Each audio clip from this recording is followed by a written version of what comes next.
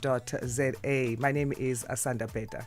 Good morning, Asanda Beda. Good morning. How are you today? I'm fine, thanks. How are you, Peter? Yeah, no, brilliant. My name is Peter Ndoro, as you've just heard, and we got 3 hours of the best prime time breakfast news programming that you're going to get across the continent. And we're going to take a look at some big stories today.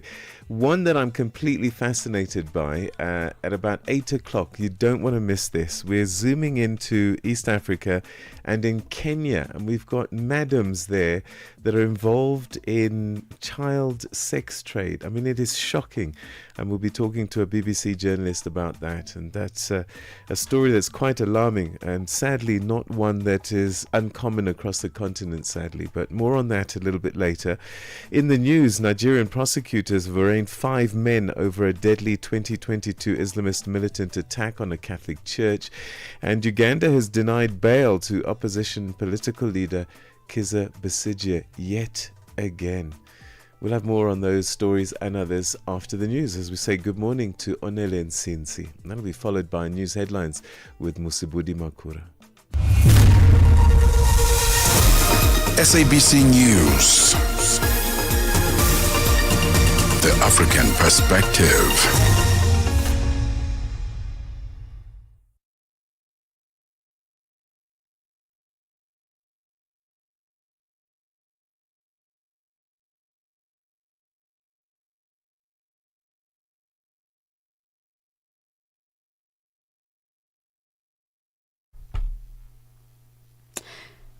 Well, very good morning, Peter, and good morning to our listeners. Dozens of soldiers accused of plotting to topple the country's military leaders have been arrested in Mali. The arrests have reportedly been going on over a number of days. This comes amid political tension heightened by the junta's crackdown on the former Prime Minister Moussa Mara and Chigail Mayiga over accusations of harming the reputation of the state and embezzlement. Authorities have not yet commented on the arrests. In May, the junta dissolved all political parties following rare anti-government protests. The junta leader, General Assimi Goita, who seized power through 2 coups in 2020 and 2021, had promised elections last year, but these have never been held. The death of a 1-month-old baby girl who was the victim of a female genital mutilation in the Gambia has sparked widespread outrage. Police say the baby was rushed to a hospital in the capital, Banjul, after she developed severe bleeding, but was pronounced dead on arrival. 2 women have been arrested for their alleged involvement in the baby's death. Although the autopsy is still being conducted to establish the cause of her death, many people have linked it to the FGM, or female circumcision. The cultural practice is outlawed in the West African state. Leader of South Africa's Democratic Alliance Party, John Steenhuisen, has taken a swipe at the upcoming national dialogue, describing it as an insider stitch-up designed for the African National Congress to revive its electoral fortunes. Steenhuisen was briefing the media at the party's headquarters in Bruma, east of Johannesburg, yesterday. The DA was the first party to withdraw from the national dialogue after its Deputy Minister of Trade and Industry, Andrew Whitfield, was fired by the President, Cyril Ramaphosa. The Thabo Mbeki Foundation and other legacy foundations of stalwarts have also withdrawn from the national dialogue, citing issues around funding. Steenhuisen says the national dialogue is an illegitimate initiative that lacks all credibility. As you know, the Democratic Alliance announced our withdrawal from the national dialogue weeks ago. It is an illegitimate initiative that frankly now lacks all credibility. And even former President Mbeki, who at the time was incredibly critical of our withdrawal from the GNU, which he expressed in an open letter, has now come to exactly the same conclusion that we came to, that this is an insider stitch-up. South Africa's National Health Department has once again condemned protests by Operation Dudula and other civic groups targeting healthcare facilities. This follows demonstrations where protesters blocked access to services based on nationality and documentation status. 3 Operation Dudula members were released on free bail yesterday after storming a clinic in the south of Johannesburg after questioning patients about their nationality and demanding identity documents. The department spokesperson, Foster Mohale. We have since reached out to the leadership of Operation Dudula for a sit-down meeting in order to find long-lasting solution to these challenges.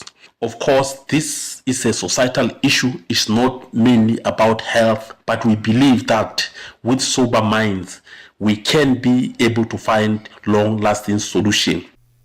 For any news stories you'd like to share with us, please send us an email to newsroom@channelafrica.co.za or call us at +27 11 714 4459. Channel Africa News, I'm Onele Nsinsi.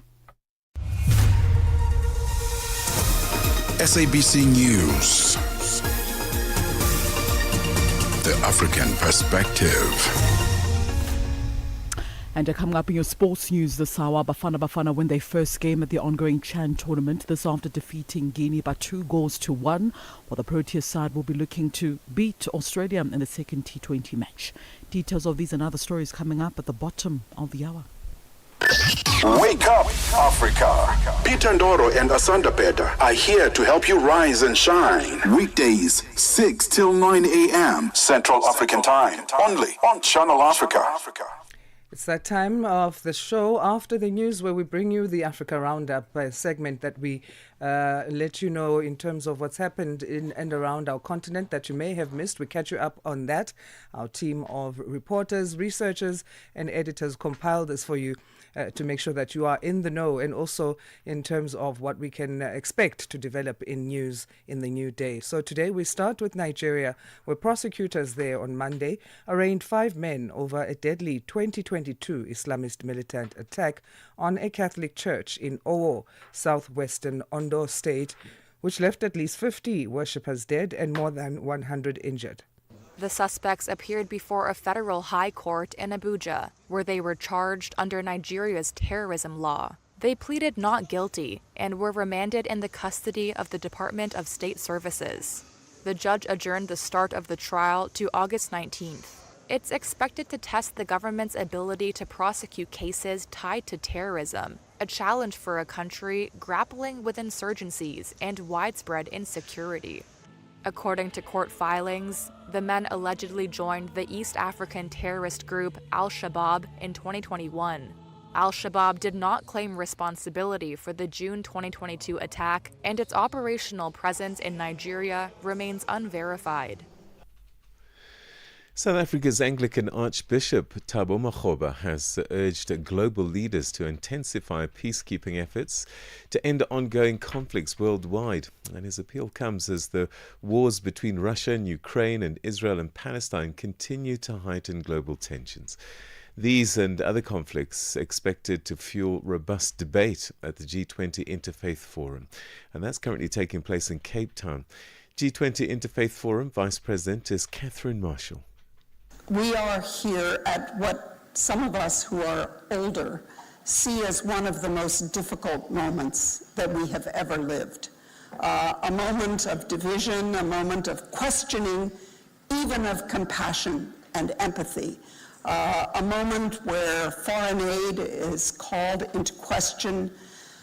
But what we hope to find here is another Kairos moment. A moment of grace, a moment where we bring prophetic voices that reflect the themes you heard from so many of the religious voices to care about the most vulnerable. 3 South African women linked to the anti-immigrant group Operation Dudula have been released on free bail after allegedly storming Soweto's Lilian Ngoyi clinic and demanding patients' identity documents.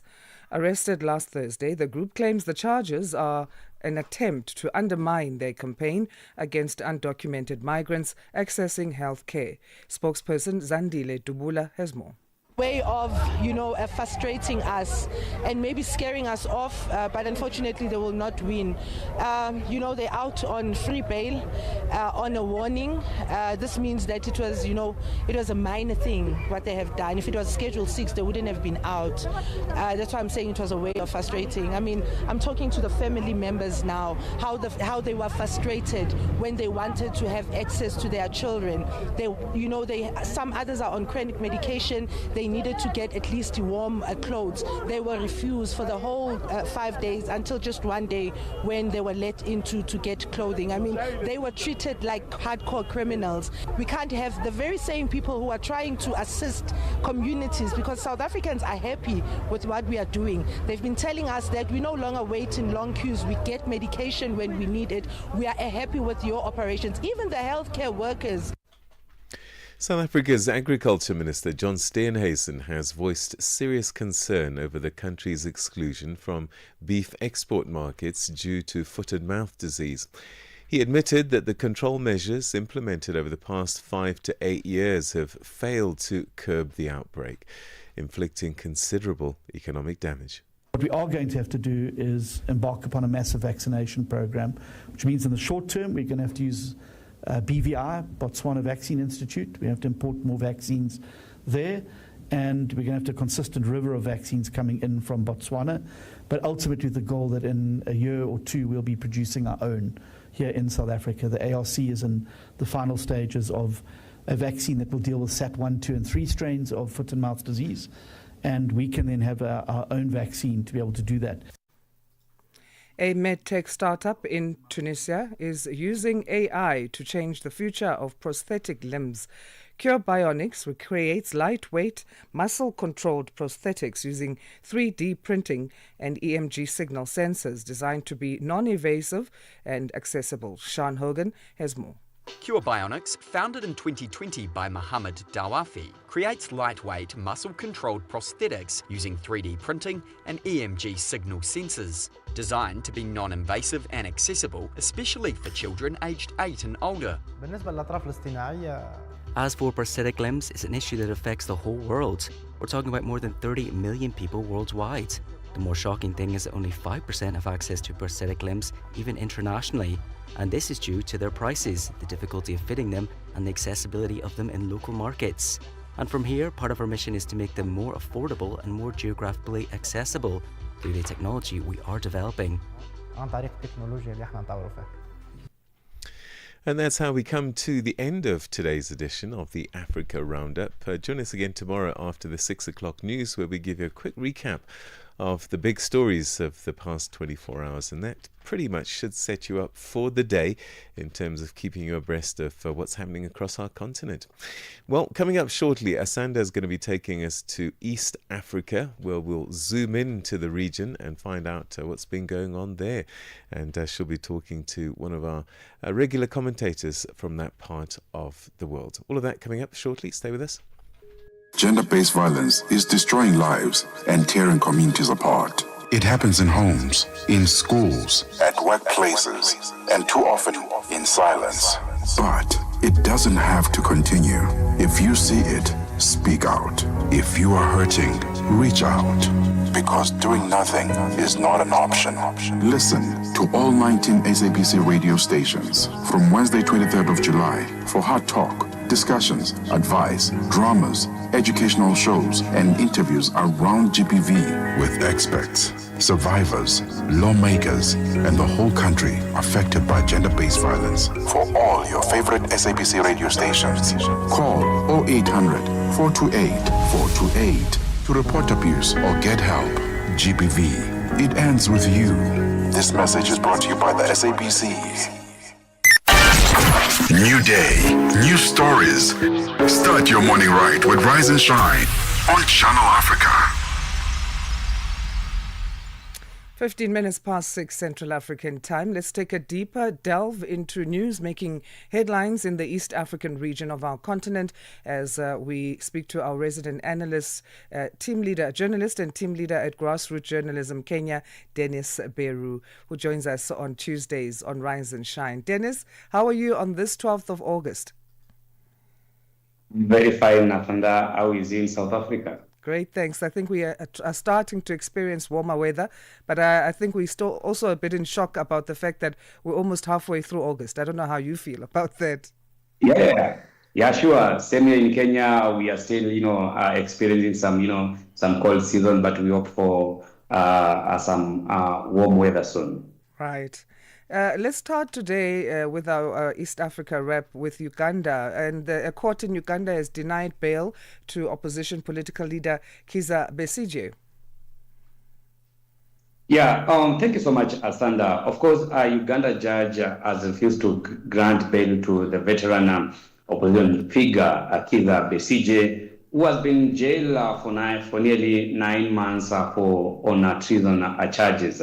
Judge Emmanuel Baguma said on Friday that, the 180-day maximum period before mandatory bail is granted only began when he was remanded in the civilian court on February 2021, which means he fails by short of 12 days to meet the requirement to secure the bail. Remember, his lawyers argued that he should be automatically released on bail because he has spent more than 180 days in jail without the start of the trial. Remember, this case has really raised concern among government critics, including the opposition leader Bobby Wine and rights groups about a crackdown ahead of the Uganda's national election, which will be held early next year. Of course, the incumbent, the president, Yoweri Museveni,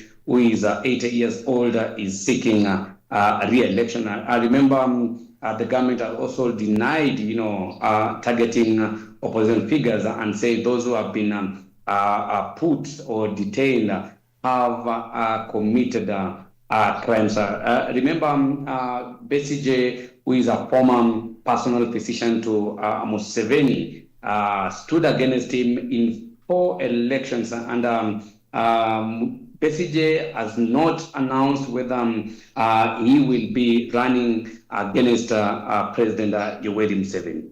So, as you say, Uganda's government, in terms of how they've launched and continued a crackdown on opposition voices ahead of those national elections early next year, 2026, there've already been concerns raised about that. So, those who are critical of the government on that point, what are they now saying with these new developments? Because they are saying that some of the judicial systems in Uganda is in bed with government. That's why they deny a right for bail for the opposition leaders who have been jailed in Uganda. Of course, being in jail for about 9 months without the start of trial, it is against the constitution. And of course, they feel that, why do we see Besigye being denied, a bail?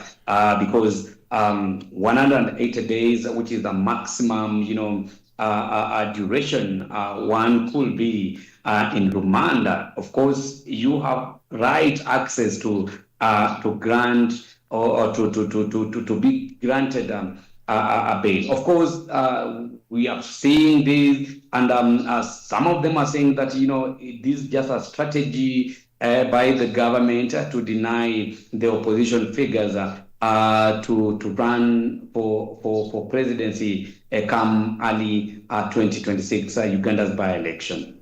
Any reaction from opposition Bobby Wine at this stage? As you mentioned, he's another critical voice in Ugandan politics. Of course,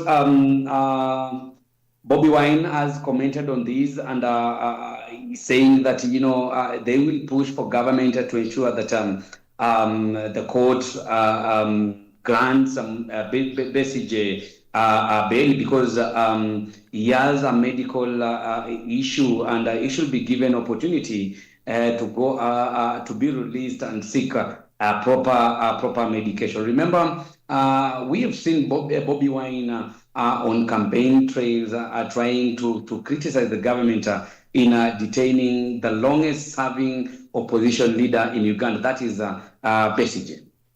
Let's move to Kenya now, where Gachagua, Ruto, and Uhuru are all facing crucial Mount Kenya by-election test. Mount Kenya is a region with which counties, first of all, and why is it strategic for these elections?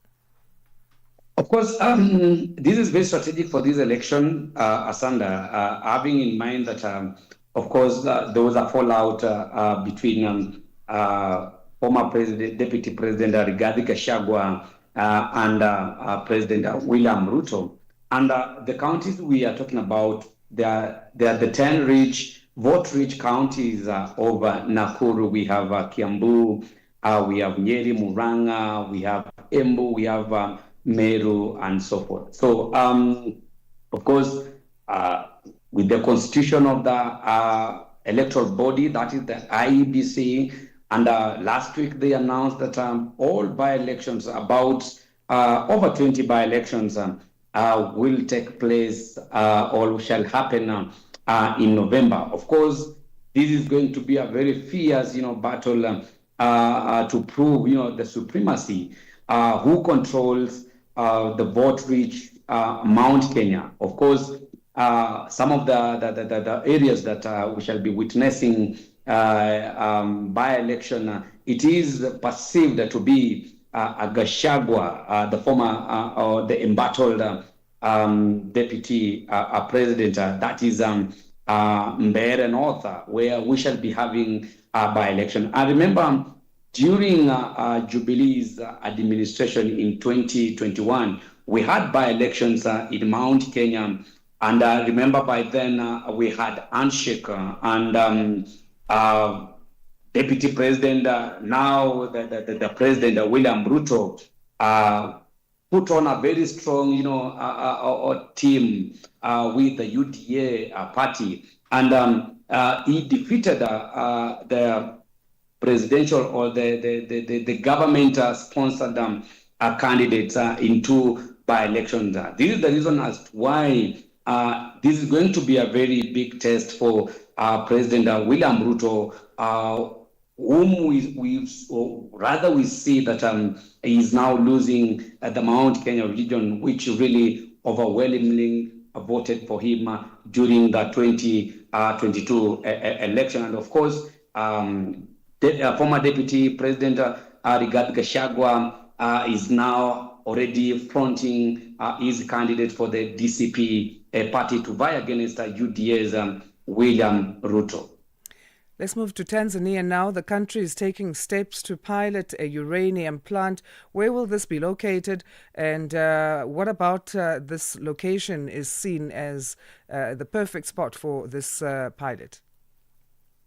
Well, thank you so much, Asanda. Of course, Tanzania is trying to make sure that the sector has been revamped. Of course, the facility will be processed at Mkuju River, which is now located in the southern part of Tanzania. And of course, the project has already been commissioned and set for a design of a main processing facility, which are planned to have an annual production capacity of up to 3,000 tons of uranium. Of course, this is being done by the Mantra Tanzania, which is now a subsidiary of the Uranium One. Representative from the Rosatom organization attended the facilities inauguration. Remember, this is a Russian company, and of course, Russia and Tanzania,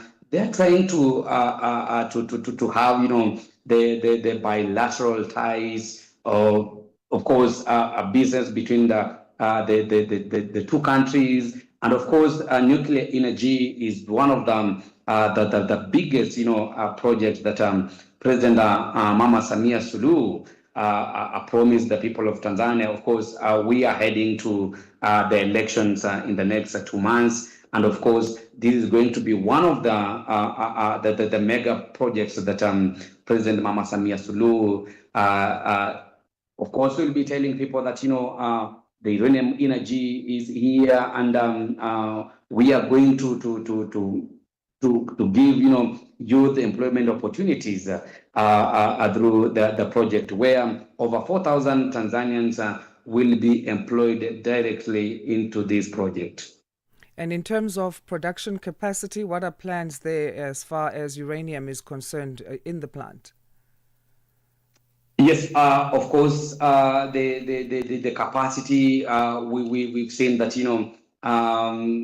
they plan to produce about 3,000 tons of uranium per year. All right. Let's move to Somalia. Somalia is to establish a parallel administration in their Gedo region. This is part of the federal government's plan for a more localized administration. Is this a good move in your view? Asanda, of course, for me, it is not a good move because, one, there is an issue between Jubaland government, which Mogadishu says that they don't recognize that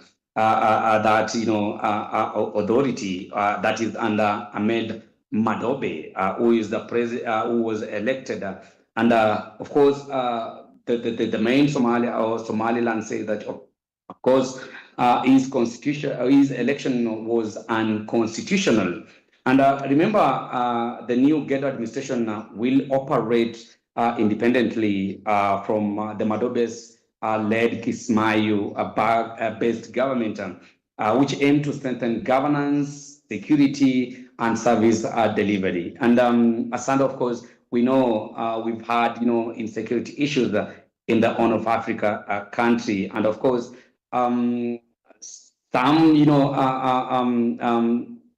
critics say that, of course, this might also deepen the tension between the federal government and the Jubaland authorities. And remember, they have been having a long-standing dispute over power sharing and the territorial control in the southern part of Somalia. All right, before we let you go, let's talk about the African Development Bank, who are contributing towards the building of a new airport in Ethiopia, a chat that we'll be having later on Rise and Shine with one of the journalists who was in attendance at that signing ceremony. What can you tell us about this? Of course, this is a state-owned, it was signed by the state-owned Ethiopian airline. And the agreement will see Ethiopia, build a runaway airport near the town of Bishoptu, around 45 kilometers southeast of the capital, Addis Ababa. Of course, the airline say it will provide the 20% of the funding of the 10 billion project, and the rest will come from the creditors. Of course, this is going to be one of the biggest airports. If complete by 2029, of course, it's going to be huge in Africa. Of course, the Africa Development Bank, saying that they are going to support this project with over 500 million US dollars. Of course, this has to be approved by the board, and of course, this is an effort to raise about 7.8 billion US dollars for the project, which will have the capacity to handle 100 million passengers per year. Of course, this will improve the economy of the Ethiopia, and of course, we've seen the issue about Ethiopian Airline becoming the giant of the airline in Africa. Absolutely, and a report already placed Ethiopia as one of the top 3 performing airports in terms of traffic in and out of the country. I think they come at number 2 after Egypt, and SAFA is number 3. So I guess it would be befitting that they take on this big project, a new airport that is going to be seen as the biggest on the continent. Of course, stay tuned on Rise and Shine for that as we delve deeper into that chat. But Dennis, let's let you go, and we really appreciate you making time for us again on this Tuesday. You have a great rest of your day. Thank you so much, Asanda. Have a good day. Right, that's journalist and team leader at Grassroots Journalism Kenya, Dennis Beru, our resident analyst for the East Africa Rep.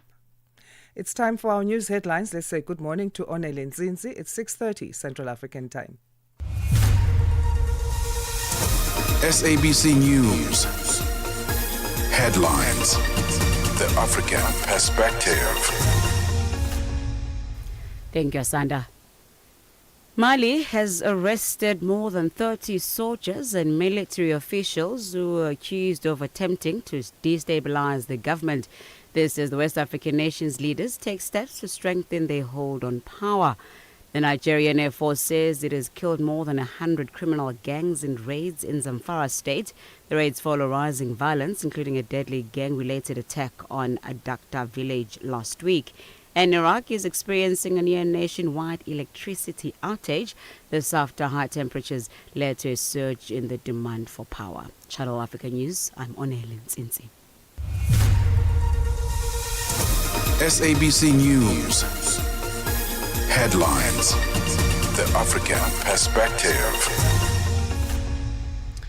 It's time to find out what's been happening in the world of sport. Let's say good morning to Musibudi Makura. Sports on Channel Africa. The African Perspective.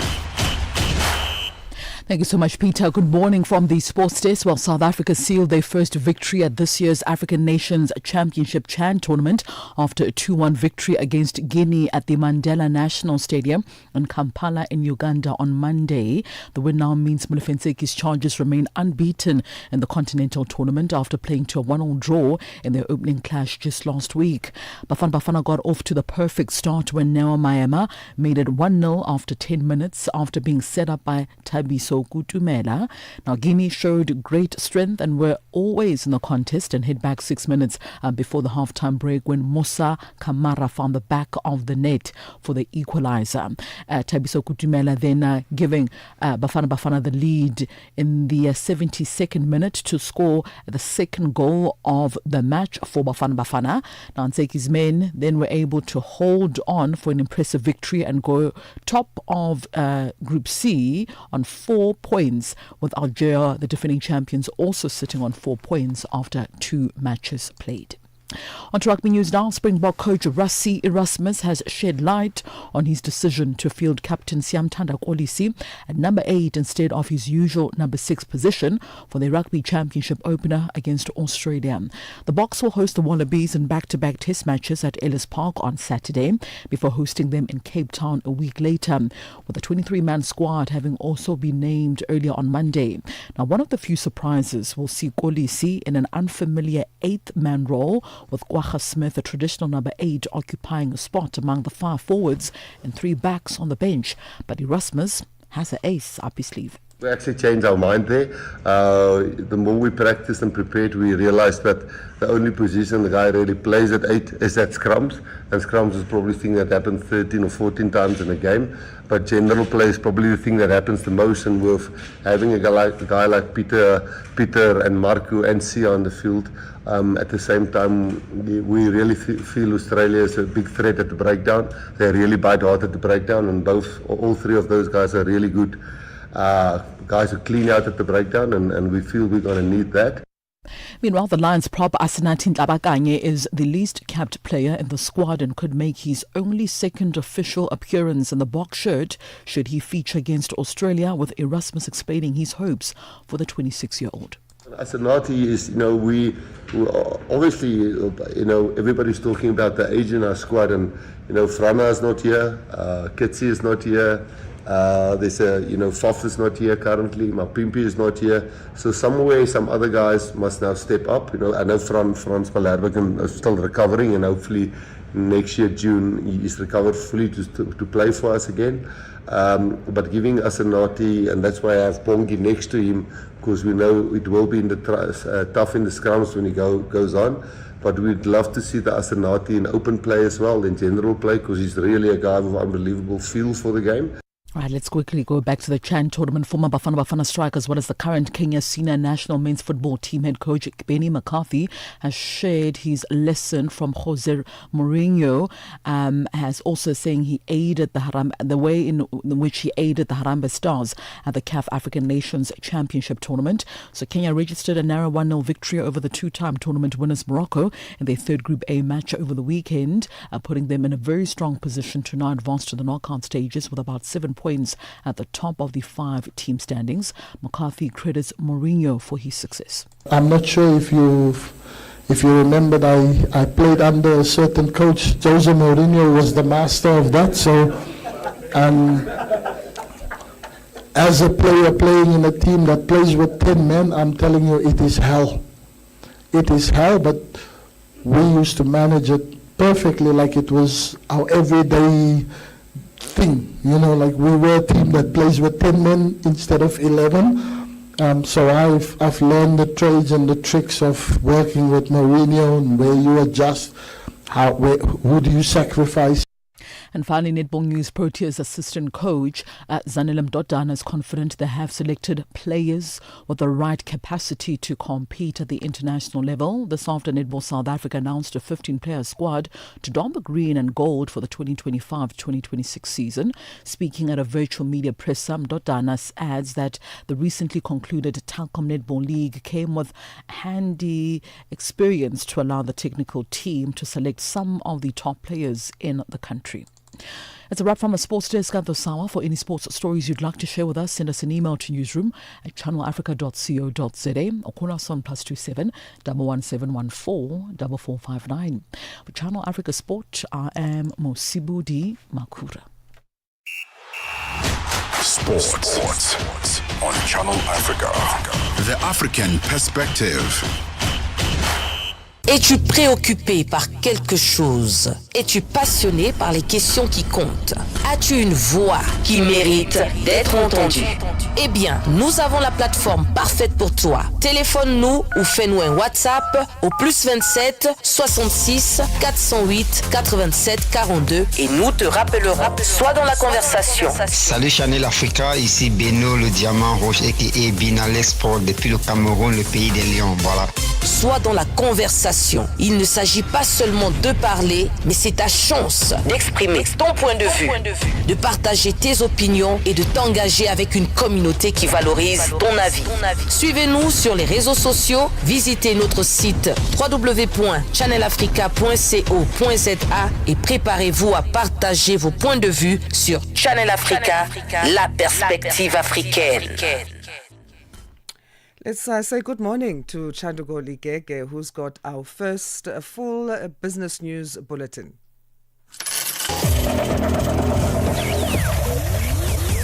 Business news on Channel Africa. The African Perspective.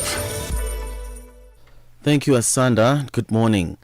The South African Revenue Service, SARS Deputy Commissioner Johnstone Makubu has warned that an aging workforce is compounding long-standing challenges in tax administration. Speaking of the 12th annual Tax Indaba in the Gauteng province, Makubu says the future of SARS depends on embracing digitalization and artificial intelligence and investing in a younger tax-savvy generation to take charge. He insists these issues are not unique to South Africa but part of a global shift in how revenue authorities must evolve. When we speak to our colleagues all over the world, you get a sense that the problems that we are facing in the South African context are not only unique to South Africa. They are telling us that digitalization as well as artificial intelligence cannot be ignored any longer. It's going to be very important that we deal with this. We have an aging workforce in most tax administrations. If you look at the SARS case, the South African manufacturing output recorded its strongest annual growth for this year, rising by 1.9% in June. According to Stats SA, the largest positive contributors to the growth included food and beverages and petroleum, chemical products, rubber and plastics division.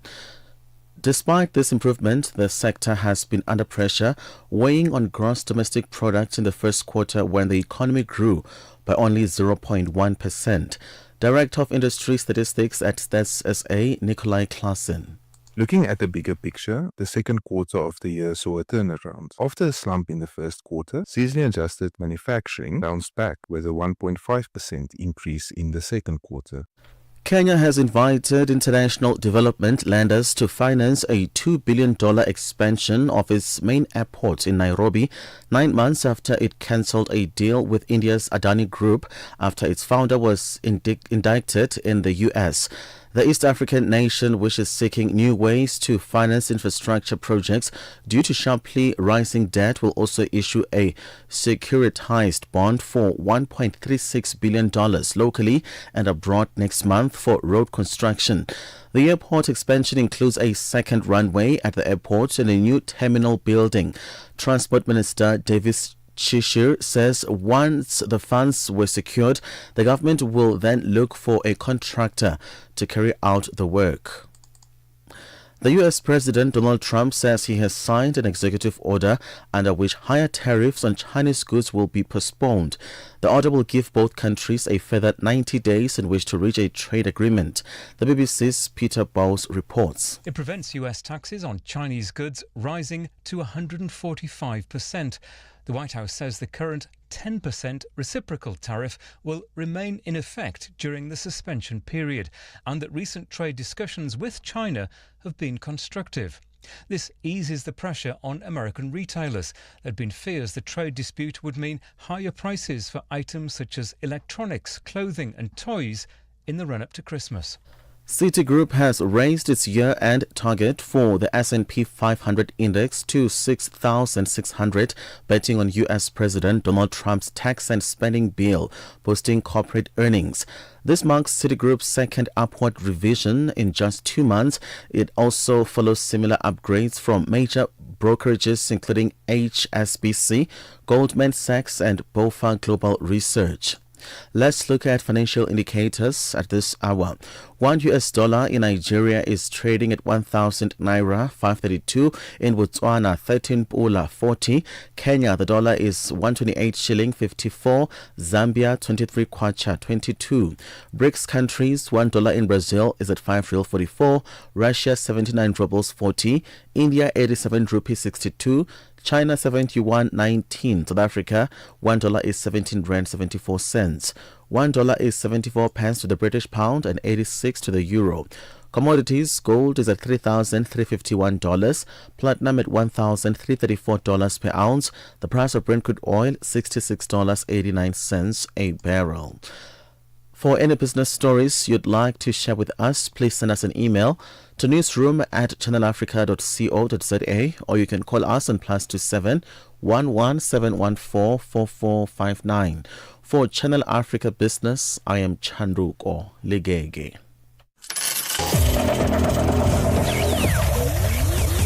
Business News on Channel Africa. The African Perspective.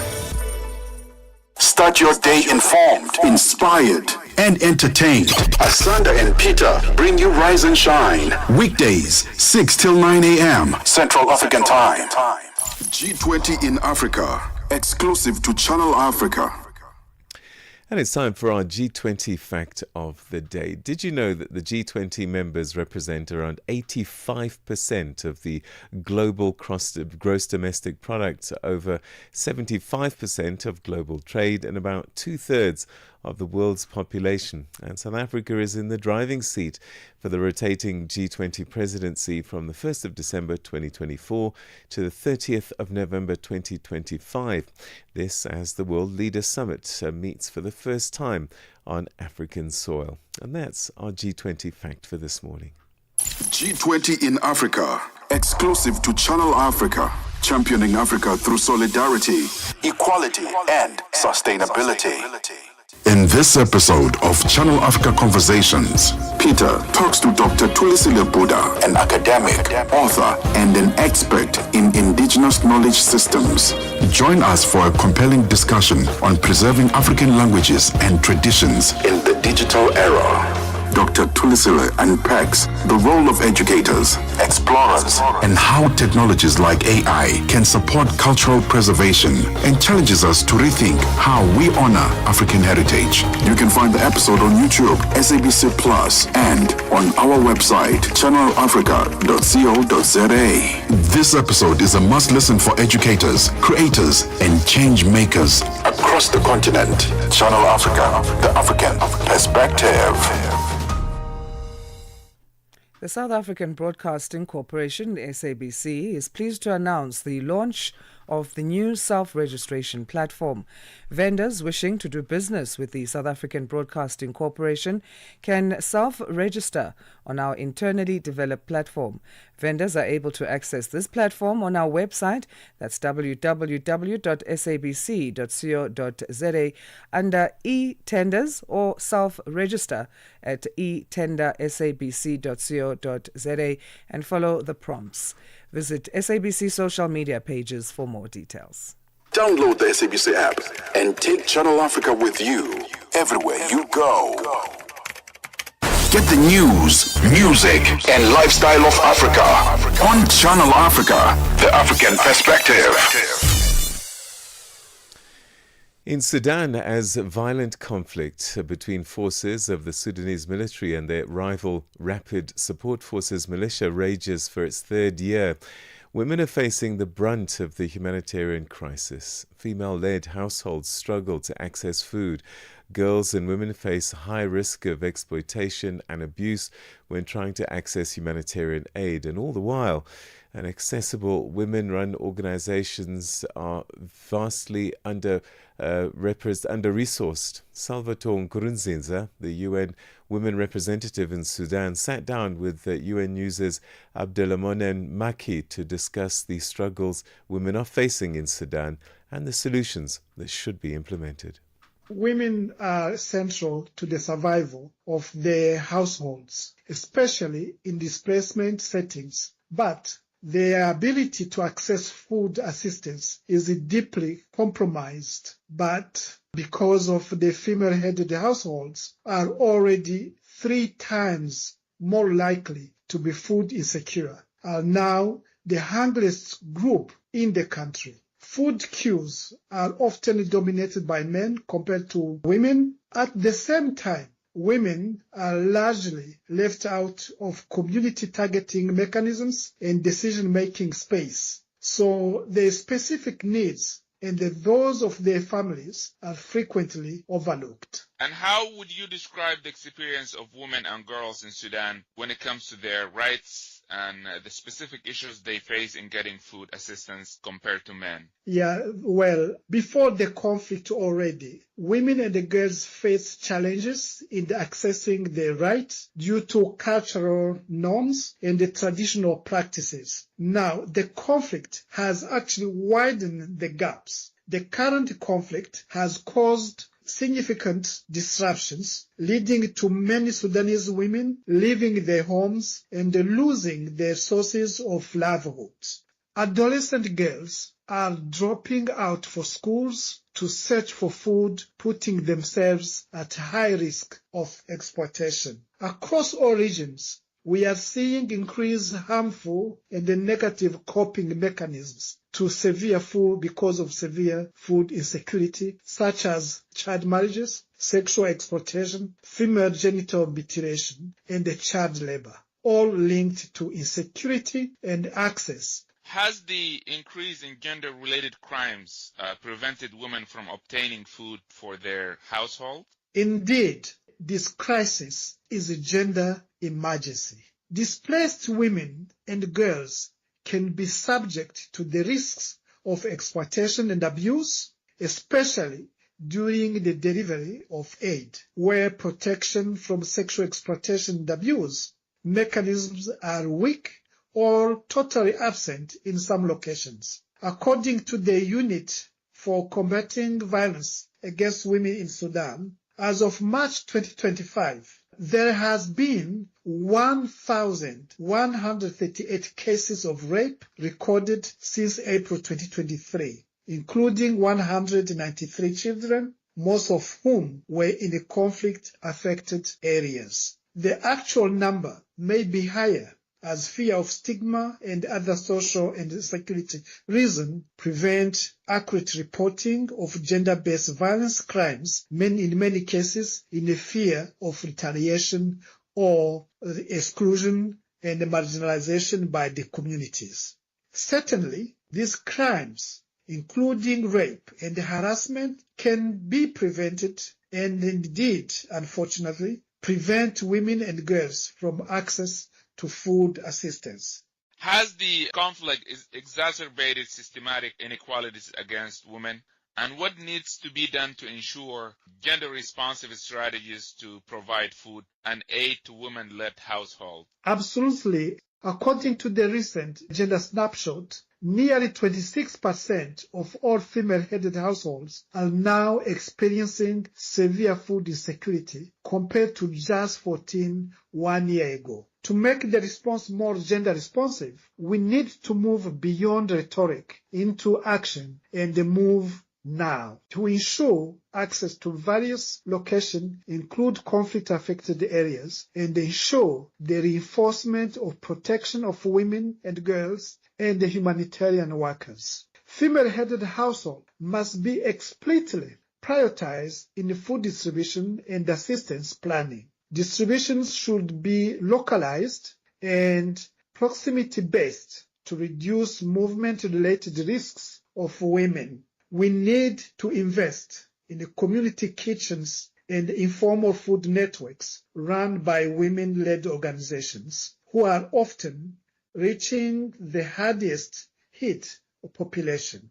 Increase funding to women-led organizations as they are receiving less than 2% of fund of humanitarian aid. Women must be guaranteed 40% representation in the local aid committees and decision-making spaces. Food security programming should be linked to psychosocial counseling, medical, and the legal services for gender-based survivors because the two issues are deeply intertwined. This is the time for the system to acknowledge that gender-neutral response are failing.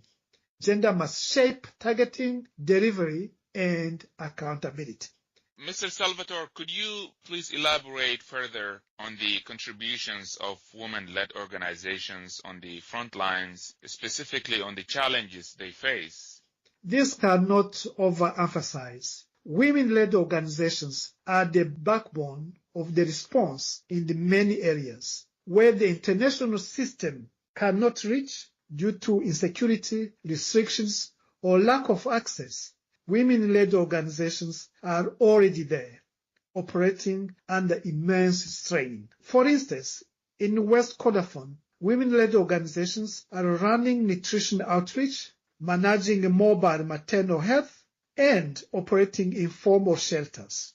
In North Kordofan, women-led organizations are distributing food, running protection hotlines, and helping displaced families find safety, often without a single dollar in institutional funding. In Khartoum, women-led organizations are working to coordinate response rooms and documenting women's status as a large number of families are beginning voluntarily returning to Khartoum and the nearby areas.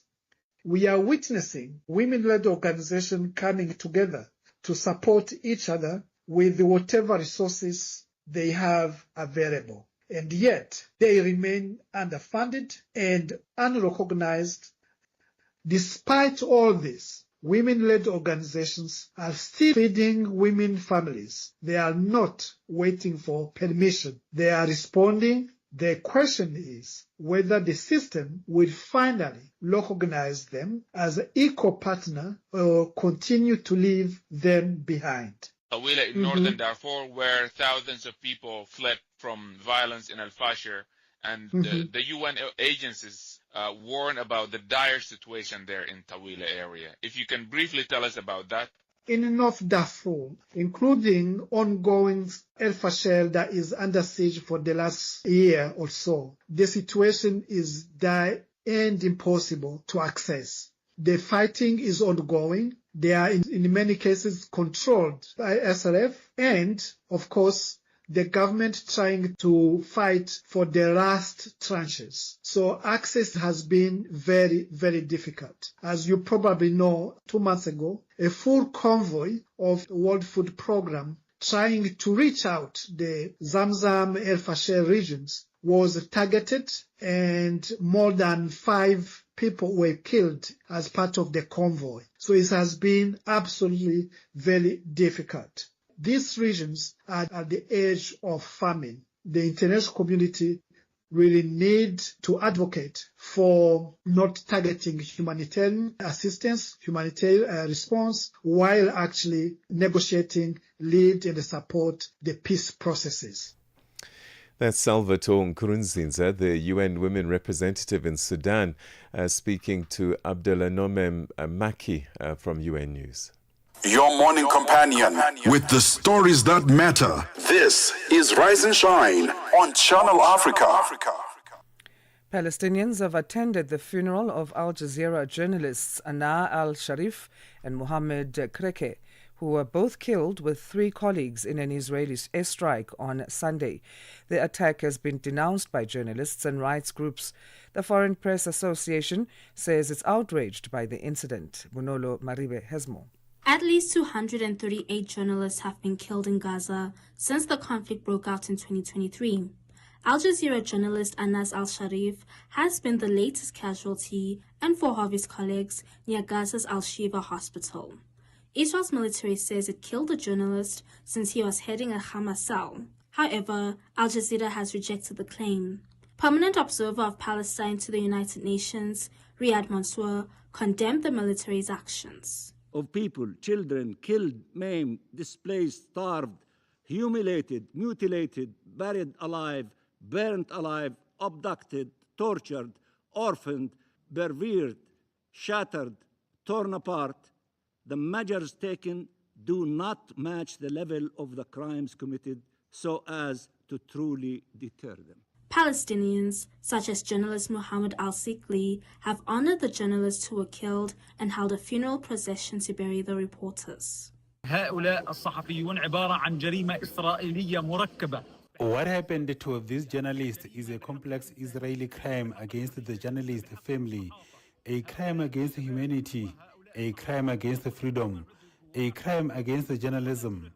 These young men and these young journalists were only killed, tortured, burned, arrested or wounded because they chose to report the suffering of their people, women, elderly and children. They reported messages, displacement and famine in the Gaza Strip.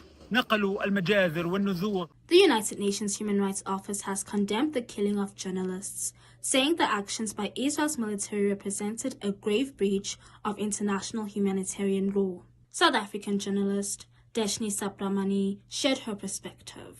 People keep asking us what should be done to stop Israel killing journalists. There is nothing journalists can do ourselves. With every other murder committed, the rule of law must be followed. This case is different in that here, international law is being flouted, so the process should be more intense and more urgent. Israel needs to answer for these crimes and be held accountable for them the way everyone else is.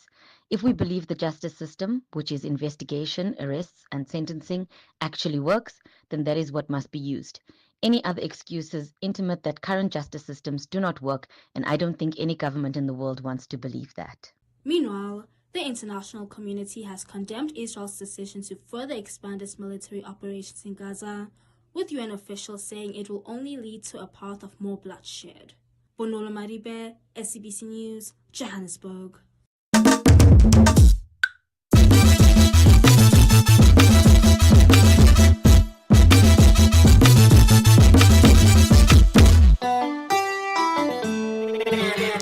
7 o'clock Central African time. A very good morning to you. Thank you so much for tuning in to Rise and Shine right here on Channel Africa, where we bring you the African perspective. This is the second hour of the program, and we continue to bring you the best of journalism and current affairs. My name is Peter Ndoro. Good morning. My name is Asanda Beda. Thank you so much for staying with us. In this hour, we take a look at Africa's media landscape and how it's evolving. And one of those tools that are helping it evolve that the African Union is calling on journalists to enter the 2025 AU Media Fellowship. And that's a 16-month program of mentorship, resources and opportunities. We also take a look at Nigerian prosecutors who've arraigned 5 men accused of the 2022 attack on a Catholic church in Owo, Ondo State. This attack left at least 50 people dead and over 100 injured. All those stories and more coming up in this hour. Let's get our news first with Onele Nzinzi. Following her is Musibudi Makura with your sports headlines. SABC News. The African Perspective. Thank you, Asanda. Mali has arrested more than 30 soldiers and military officials accused of attempting to destabilize the government. This is as the West African nations' leaders take steps to strengthen their hold on power. The arrests have unfolded over multiple days and have targeted several senior officials. Mali's military leaders took power after coups in the year 2020 and 2021, vowing to restore security in a country where militant groups control large areas of the north and center and stage frequent attacks on the army and civilians. In April, a national conference recommended naming General Assimi Goïta, who became interim leader in 2021, as president with the 5-year mandate, as well as dissolving all political parties. Last month, authorities formally approved Goïta's 5-year term and said it could be renewed as many times as necessary.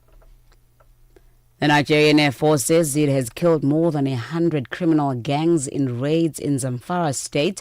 The raids follow rising violence, including a deadly gang-related attack on Adakba village last week. Organized crime and disputes over resources have worsened regional instability. The BBC's Chris Ewoko. The authorities said about 400 gunmen were massed in Makakari Forest in preparation for an attack when they were struck. They said the operation involved precision airstrikes and ground assaults, resulting in the deaths of several notorious bandit leaders and scores of their foot soldiers. Over the past weeks, armed gangs have targeted villages in parts of Zamfara, killing scores of people and kidnapping many more.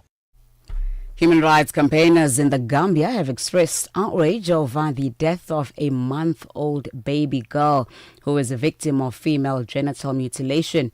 Police say the baby was rushed to a hospital after she developed severe bleeding but was pronounced dead on arrival. 2 women have been arrested. The practice of female genital mutilation was outlawed in 2015 but still persists. Fatou Badle is a Gambia women's rights activist. Quarters and families who still want to continue the practice, doing it among babies, for example, this case, because they feel that when they cut babies, they can heal quicker, or that those such cases will not be noticed because they are very young. And also the age at which FGM is performed on Gambian girls, we are seeing a change in that. Now we are seeing the trend is being moved to a lot younger girls. South Africa's National Health Department has once again condemned protests by Operation Dudula and other civic groups targeting healthcare facilities. This follows demonstrations where protesters blocked access to services based on nationality and documentation status.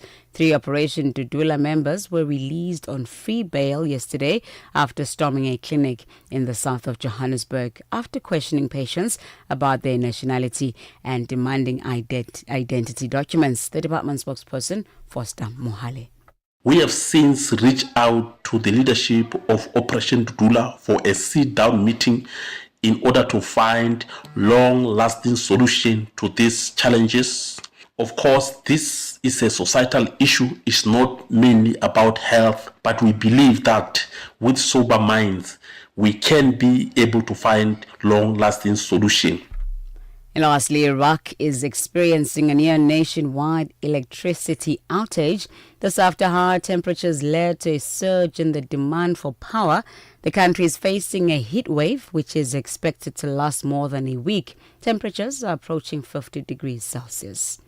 For any news stories you'd like to share with us, please send us an email to newsroom@channelafrica.co.za or call us at +27 11 714 4459. Channel Africa News, I'm Onele Tsinsim. SABC News.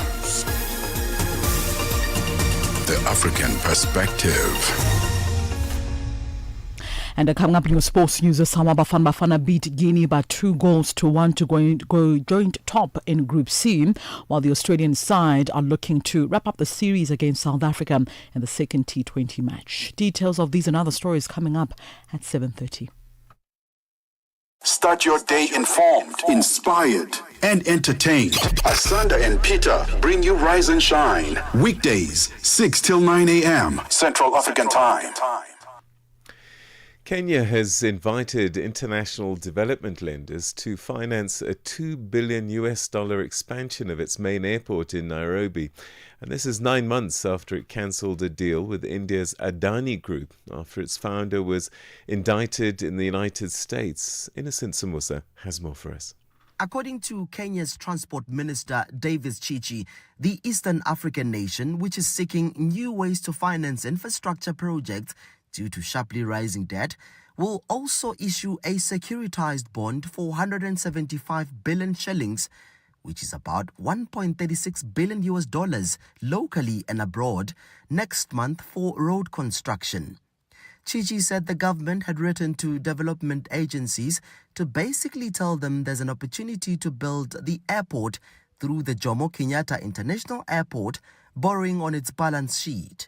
The airport expansion includes a second runway at the airport and a new terminal building. Chichi said once the funds were secured, the government would then look for a contractor to carry out the work. That plan was scrapped last year when U.S. authorities indicted Gautam Adani and several executives, alleging they paid bribes to secure Indian power contracts and misled U.S. investors. The Adani Group has rejected the allegations as baseless and said it was cooperating with legal processes.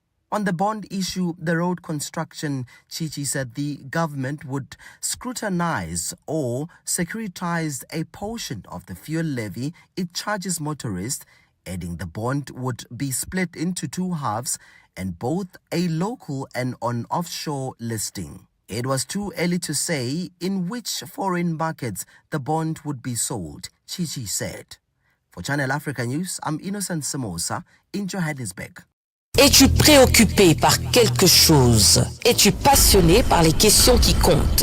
As-tu une voix qui mérite d'être entendue?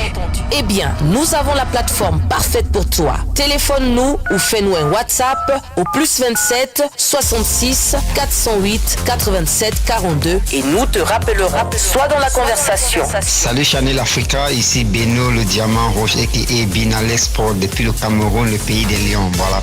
Sois dans la conversation. Il ne s'agit pas seulement de parler, mais c'est ta chance d'exprimer ton point de vue, de partager tes opinions et de t'engager avec une communauté qui valorise ton avis.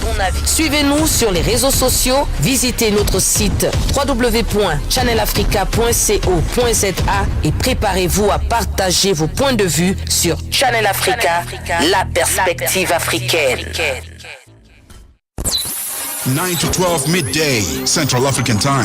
On the move with Palisa Tau and Benjamin Mushatami. Should influencers be expected to be impactful in society? If there is a social or societal conversation that goes up, should we be waiting eagerly to hear what the influencers have to say? They are more than just entertainers. They are thought leaders to some certain degree. They influence culture, they influence people's thought processes, they set trends, they shape opinions of people. And the sad reality is, although a lot of them don't want to accept it, I think we're getting better with them realizing that embarking in that journey and in that space comes with a certain level of responsibility. I see it differently in that, professionals are really good at their job, but there is an optionality that they might have to use the position that they hold in society to be able to deliver a message. This year you made the example of actors and actresses. So the same could apply to a sportsman.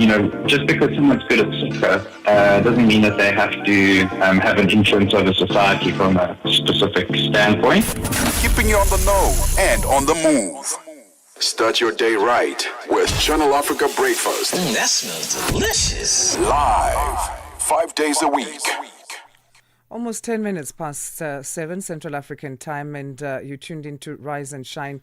And we look at this story now, where Africa's media landscape, as it evolves, the African Union is calling on journalists and storytellers from across the continent to help reshape the narrative about the continent.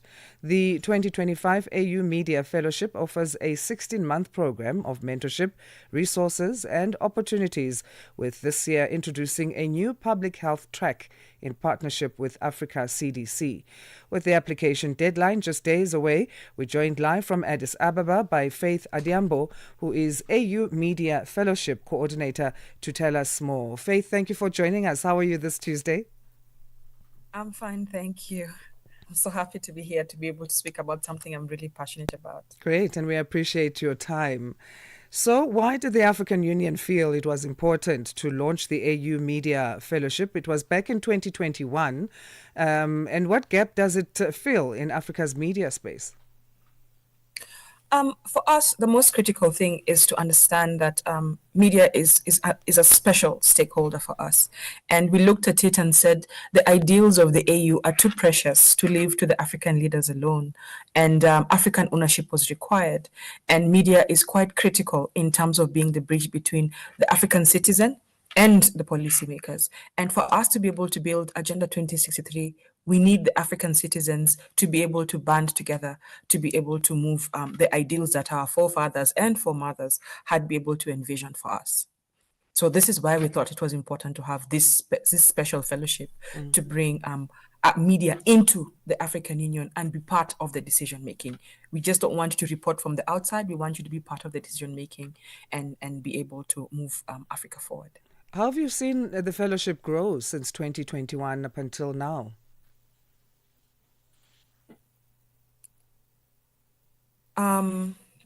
What has happened so far is that we have had 35 African journalists.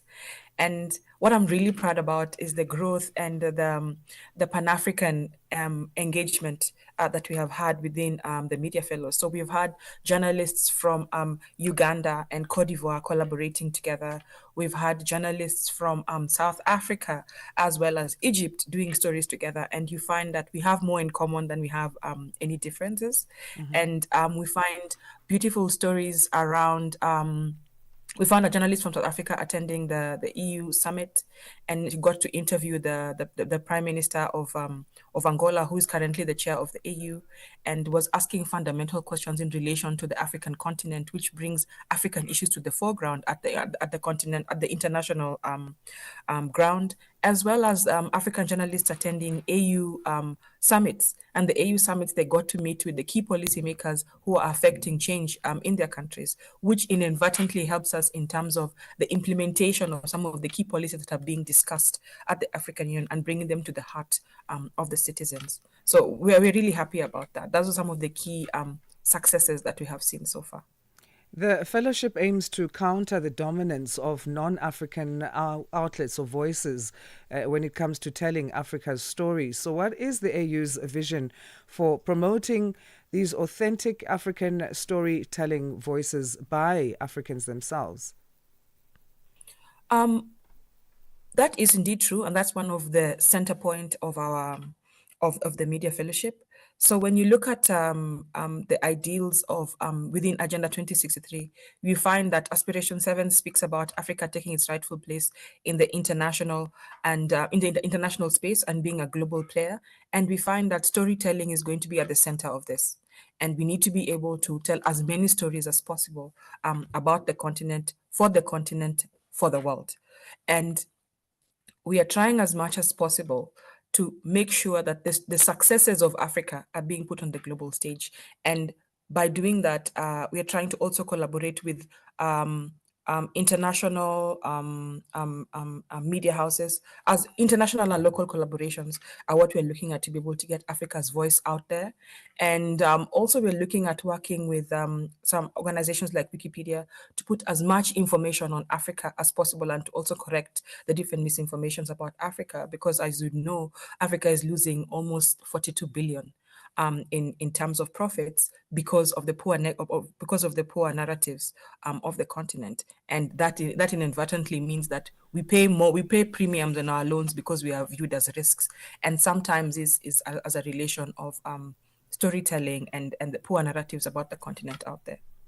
And I guess that's an important point that you make. It's not necessarily about rejecting those non-African outlets or international voices on African stories, but collaborating with them to ensure that on the one side, if there is a crackdown on media freedom and speech, they can step in and tell these stories that need to get out on an international front.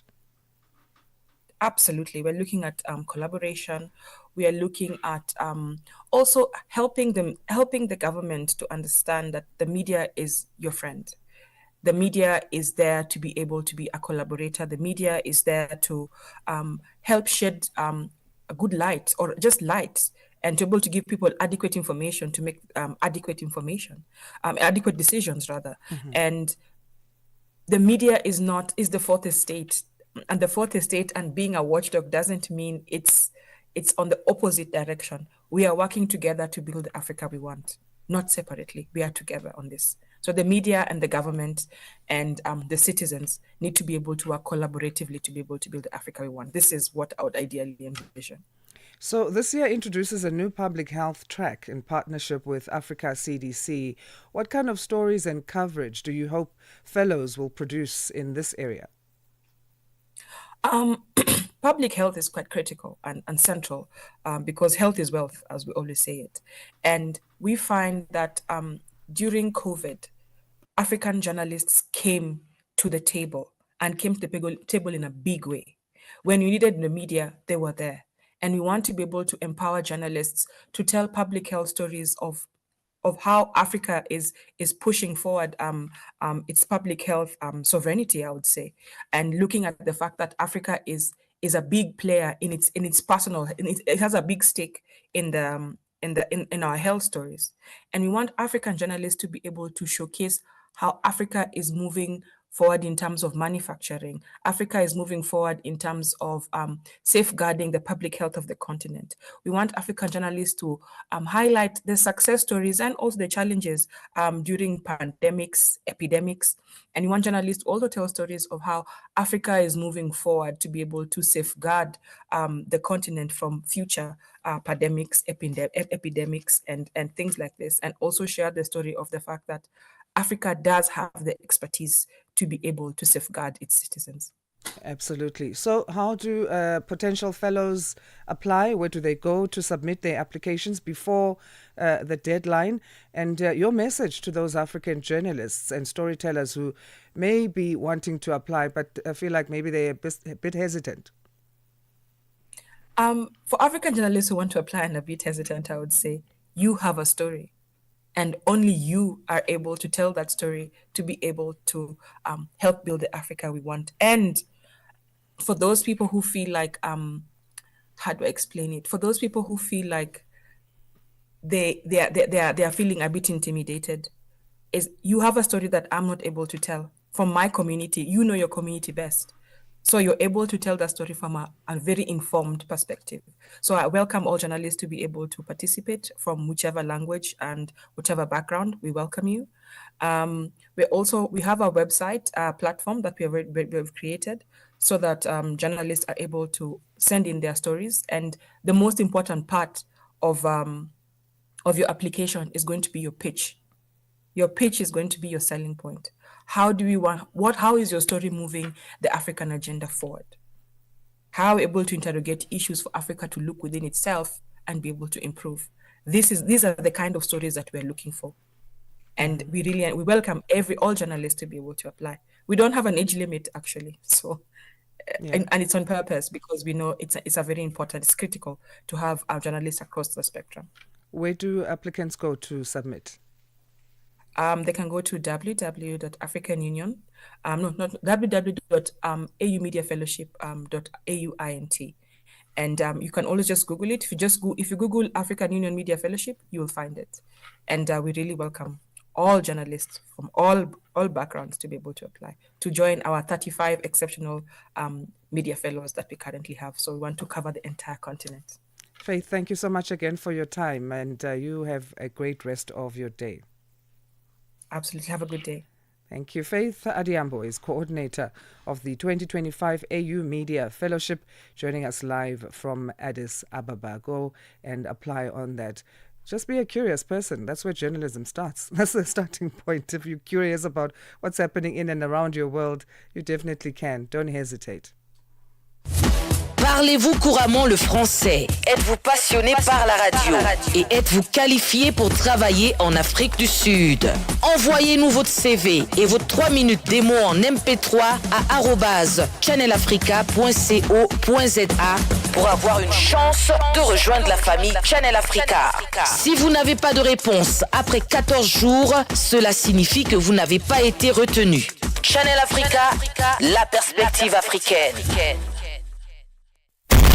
From Cape to Cairo, Dakar to Dar es Salaam, rise and shine with Peter Ndoro and Asanda Beda on Channel Africa.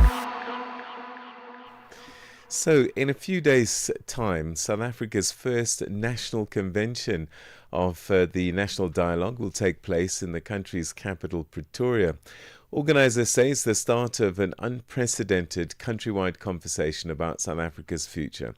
The process towards the National Dialogue will take place over months, involving community meetings, amongst other things, before the main event sometime in 2026, when the country will be holding municipal elections. Dimakatso Leshuro has the details. After months of planning, the countdown is on. This Friday and Saturday, the University of South Africa's main campus will host the first national convention, which will be the official launch of the National Dialogue. Buichoko Ditlake is chairperson of the organizing committee. A steering committee will be established at the first national convention. Comprised of various sectors, the steering committee will set the strategic priorities and coordinate the implementation of the national dialogue process going forward.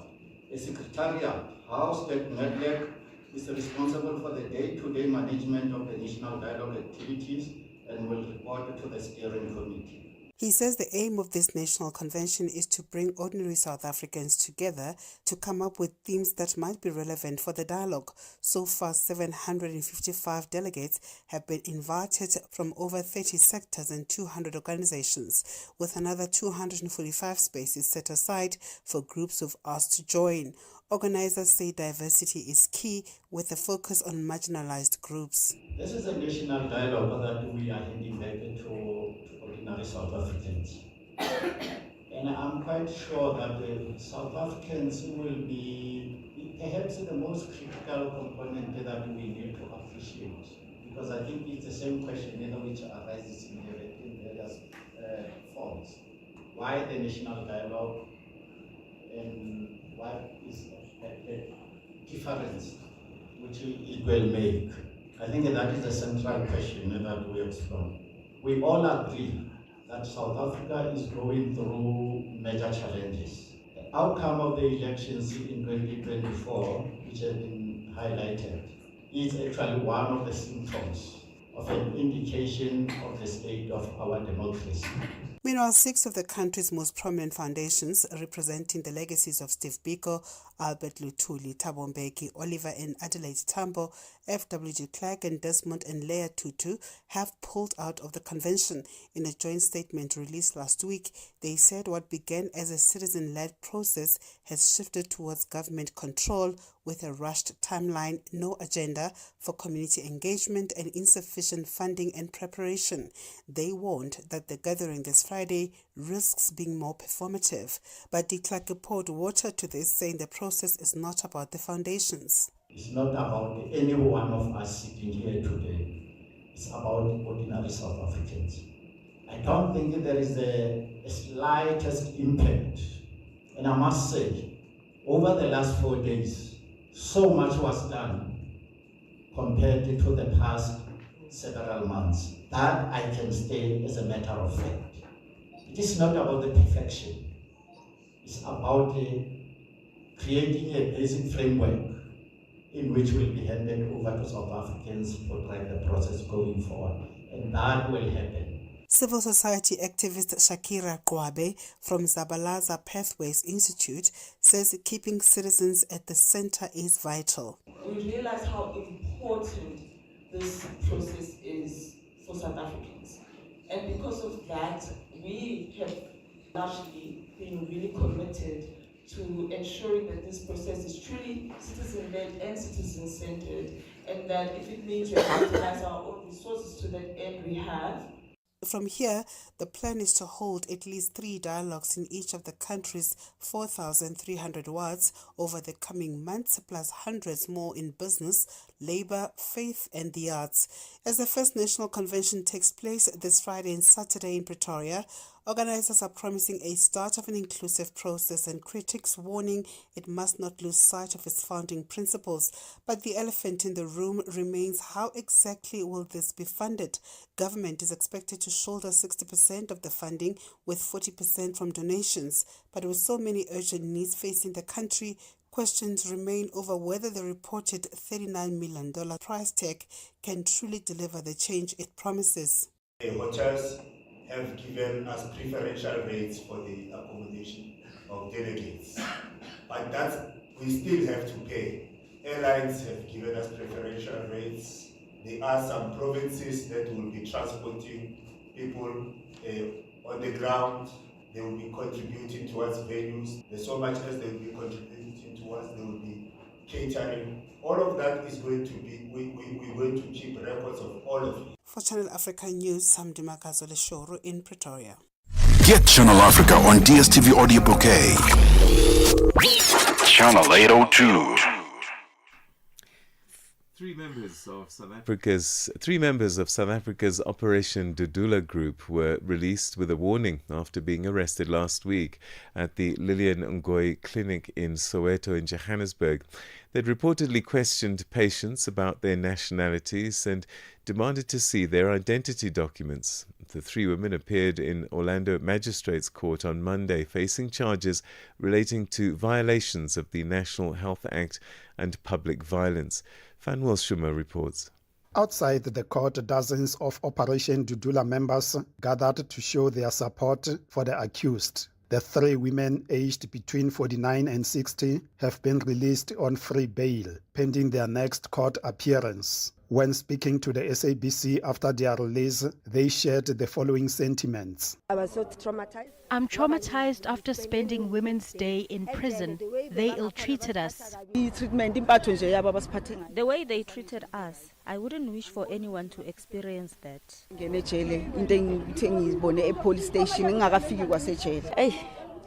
I'm not really okay, but I'm happy that I got released. Later in the day, Operation Dudula members marched to the Lillian Ngoyi Clinic to demand a meeting with the facilities management. National organizer Davis Magolejo addressed the crowd, insisting their actions are not aimed at denying anyone access to health services. Those who came into our country legally, we want them to be documented. Not in our country. They must come use our law. They must follow our Immigration Act. You understand? They mustn't just come. Operation Dudula further claimed that the Department of Health and the police are targeting their members during their campaigns. The organization's Zandile Dabula explains. Not be bullied by police. Foreigners are killing them because of the very same attitude that they are giving us as South Africans. We want to protect them, but we can't protect them because they are against us. The National Health Department has once again condemned the protests by Operation Dudula and other civic groups targeting health facilities. Department's spokesperson Foster Mogale. We have since reached out to the leadership of Operation Dudula for a sit-down meeting in order to find long-lasting solution to these challenges. Of course, this is a societal issue. It's not mainly about health, but we believe that with sober minds, we can be able to find long-lasting solutions. Human rights organizations have also raised concerns, warning that actions targeting migrants and health institutions may violate constitutional rights and disrupt essential services. The case against the 3 Dudula members has been postponed to the 10th of September. Fanuel Shuma, SABC News, Johannesburg. A fresh morning, a fresh perspective. Stay tuned to Rise and Shine on Channel Africa. It's now 7:30. It's time for your news headlines. Here's Onele Nsinzi. SABC News. Headlines. The African perspective. Peter. Mali has arrested more than 30 soldiers and military officials accused of attempting to destabilize the government as the West African nation's leaders take steps to strengthen their hold on power. The Nigerian Air Force says it has killed more than 100 criminal gangs in raids in Zamfara state. The raids follow rising violence, including a deadly gang-related attack on Abdaka village last week. And the British Prime Minister Keir Starmer and his Canadian counterpart Mark Carney say that a peace agreement for Ukraine must not be imposed on the country. Channel Africa News, I'm Onele Nsinzi. SABC News. Headlines. The African perspective. Now let's check in with the world of sports as we say good morning to Musibudi Makura. She's got our details. Sports on Channel Africa. The African perspective. Thank you so much, Asanda. Very good morning once again from the Sports Day. South Africa must avoid a defeat in today's second T20 game against Australia to ensure the series remains alive heading into the third match in the next couple of days. So Kwena Mapaka will return of 4 for 20 in the opening game of the series was his best in the short, but is a promising T20 player. Now, the opening game of the series was the first time the Proteas have ever claimed all 10 Australian wickets in a T20 innings. Australia have won each of the last T20 games against the South African side. Australia, by the way, currently ranked second in the T20 world rankings. That's according to the ICC, while South Africa are currently ranked in 5th position. The first ball will be bowled at 11:30 a.m. Central African time. On to football news now. South Africa sealed their first victory at this year's African Nations Championship Chan tournament after a 2-1 victory against Guinea at the Mandela National Stadium in Kampala on Monday. The win means Molefenseki's Chargers remain unbeaten in the continental tournament after playing to a 1-1 draw in their opening clash just last week. Bafana got off to the perfect start when Neo Mayema made it 1-0 after 10 minutes after being set up by Thabiso Gutumela. Guinea showed great strength and were always in the contest and hit back 6 minutes later before the half-time break with Musa Kamara finding the back of the net for the equaliser. Gutumela then scored his second goal at this year's competition to take Bafana into that 2-1 lead, and of course Molefenseki's side holding on to clinch an impressive victory to go joint top of Group C level on 4 points with Algeria, the defending champions, after 2 games played. On to rugby news now. The Springbok coach Rassie Erasmus has shed light on his decision to field captain Siamthanda Kolisi at number 8 instead of his usual number 6 position for the upcoming Rugby Championship opener against Australia. The Boks will host the Wallabies in back-to-back test matches at Ellis Park in Johannesburg on Saturday before hosting them in Cape Town a week later, with the 23-man squad having been named on Monday. So one of the few surprises will see Kolisi in an unfamiliar 8th-man role, while Kwagga Smith, the traditional number 8, occupies a spot among the 5 forwards and 3 backs on the bench. But Rassie Erasmus has an ace up his sleeve. We actually changed our mind there. The more we practiced and prepared, we realized that the only position the guy really plays at 8 is at scrums. And scrums is probably the thing that happens 13 or 14 times in a game. But general play is probably the thing that happens the most. And with having a guy like Peter and Marco and Sia on the field, at the same time, we really feel Australia is a big threat at the breakdown. They really bite hard at the breakdown, and all three of those guys are really good guys who clean out at the breakdown, and we feel we're going to need that. On to tennis news now. Arthur Rangnick collapsed on court in sweltering conditions before retiring from his Cincinnati Open third-round match with Felix Auger-Aliassime. So the Frenchman lost his first set 7-6, but was level at 2-all in the second before collapsing near the baseline as Canada's Auger-Aliassime prepared to serve. Now Auger-Aliassime, as well as the umpire, ran over to check on the Frenchman before medical staff arrived on court. The 30-year-old, who had been playing for nearly 2 hours, had a cooling break with ice packs on his neck and legs before declaring he was able to continue. However, he lost just 2 more games before retiring to send Auger-Aliassime through to the last round of 16. Meanwhile, players have been struggling with the heat during the tournament, with temperatures regularly exceeding 30 degrees Celsius. And finally, in netball news, Spar Proteas assistant coach Zanele Mdodana is confident that they have selected players with the right capacity to compete at the international level.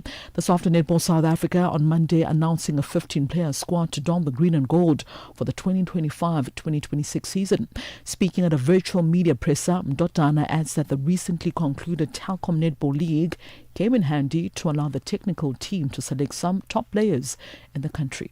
Came back, we knew our Telkom Netball League is coming up, and we have a lot of our players that are currently playing overseas. We kept a good close eye on each and every one of them, on how they're doing on an international level, playing in England, majority of them. And then we also opened up the Telkom Netball League as a platform for the players that are in South Africa to say we will also use the Telkom Netball League as a selection platform to be able to identify players who are putting up their hand for a spot in the 15 players. Well, that concludes your sports news this hour. I'm back with the final sports update on Africa Rise and Shine in the next hour. For any sports stories you'd like to share with us, send us an email to newsroom@channelafrica.co.za or call us on +27 11714 4459. For Channel Africa Sport, I am Musibudi Makura. Sports on Channel Africa. The African Perspective.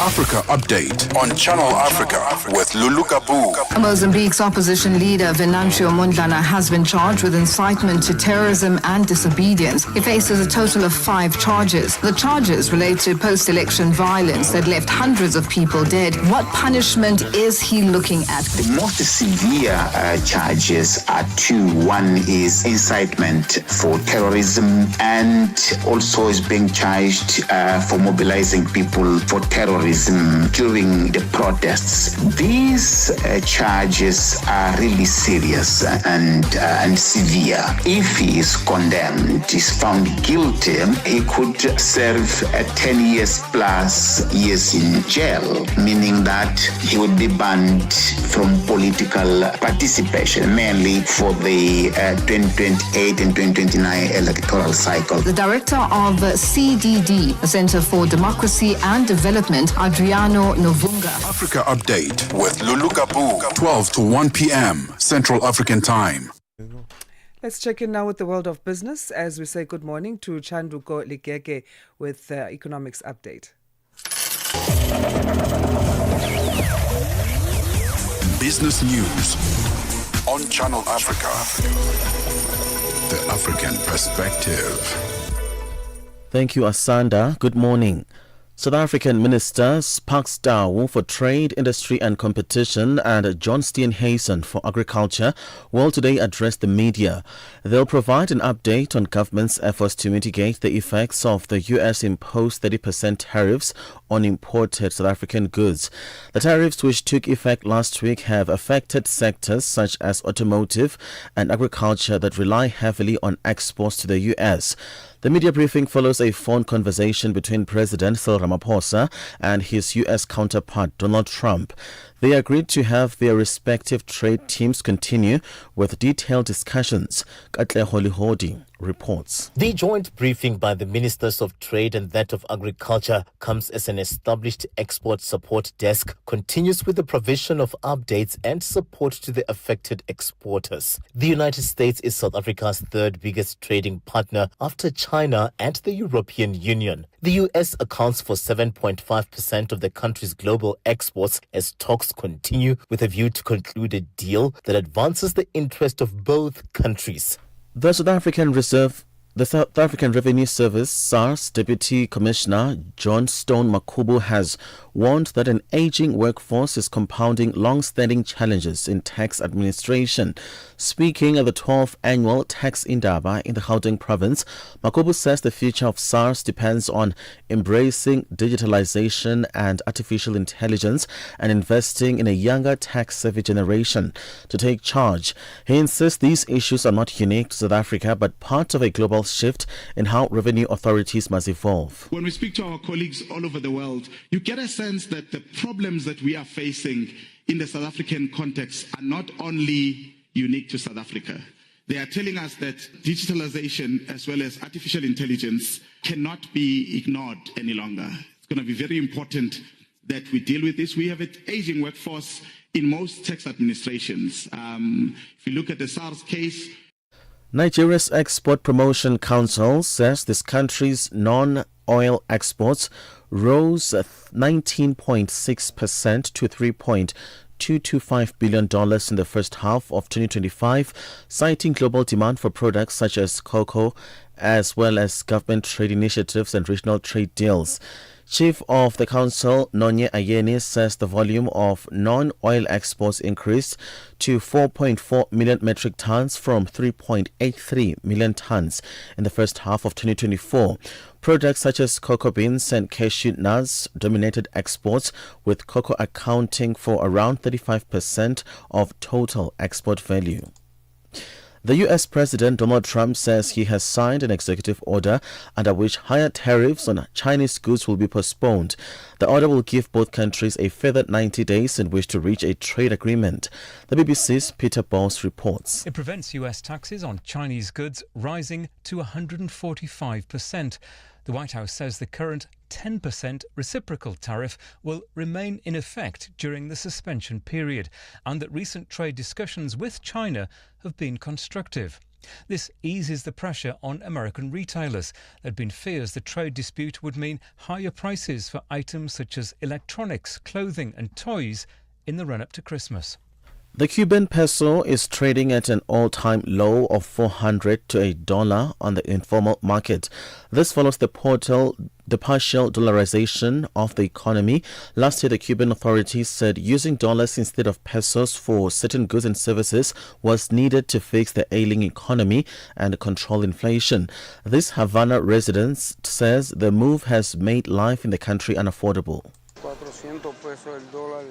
At 400 pesos to the dollar, we are talking about a pretty poor wage for us, who earn 2, 3 or 5,000 pesos.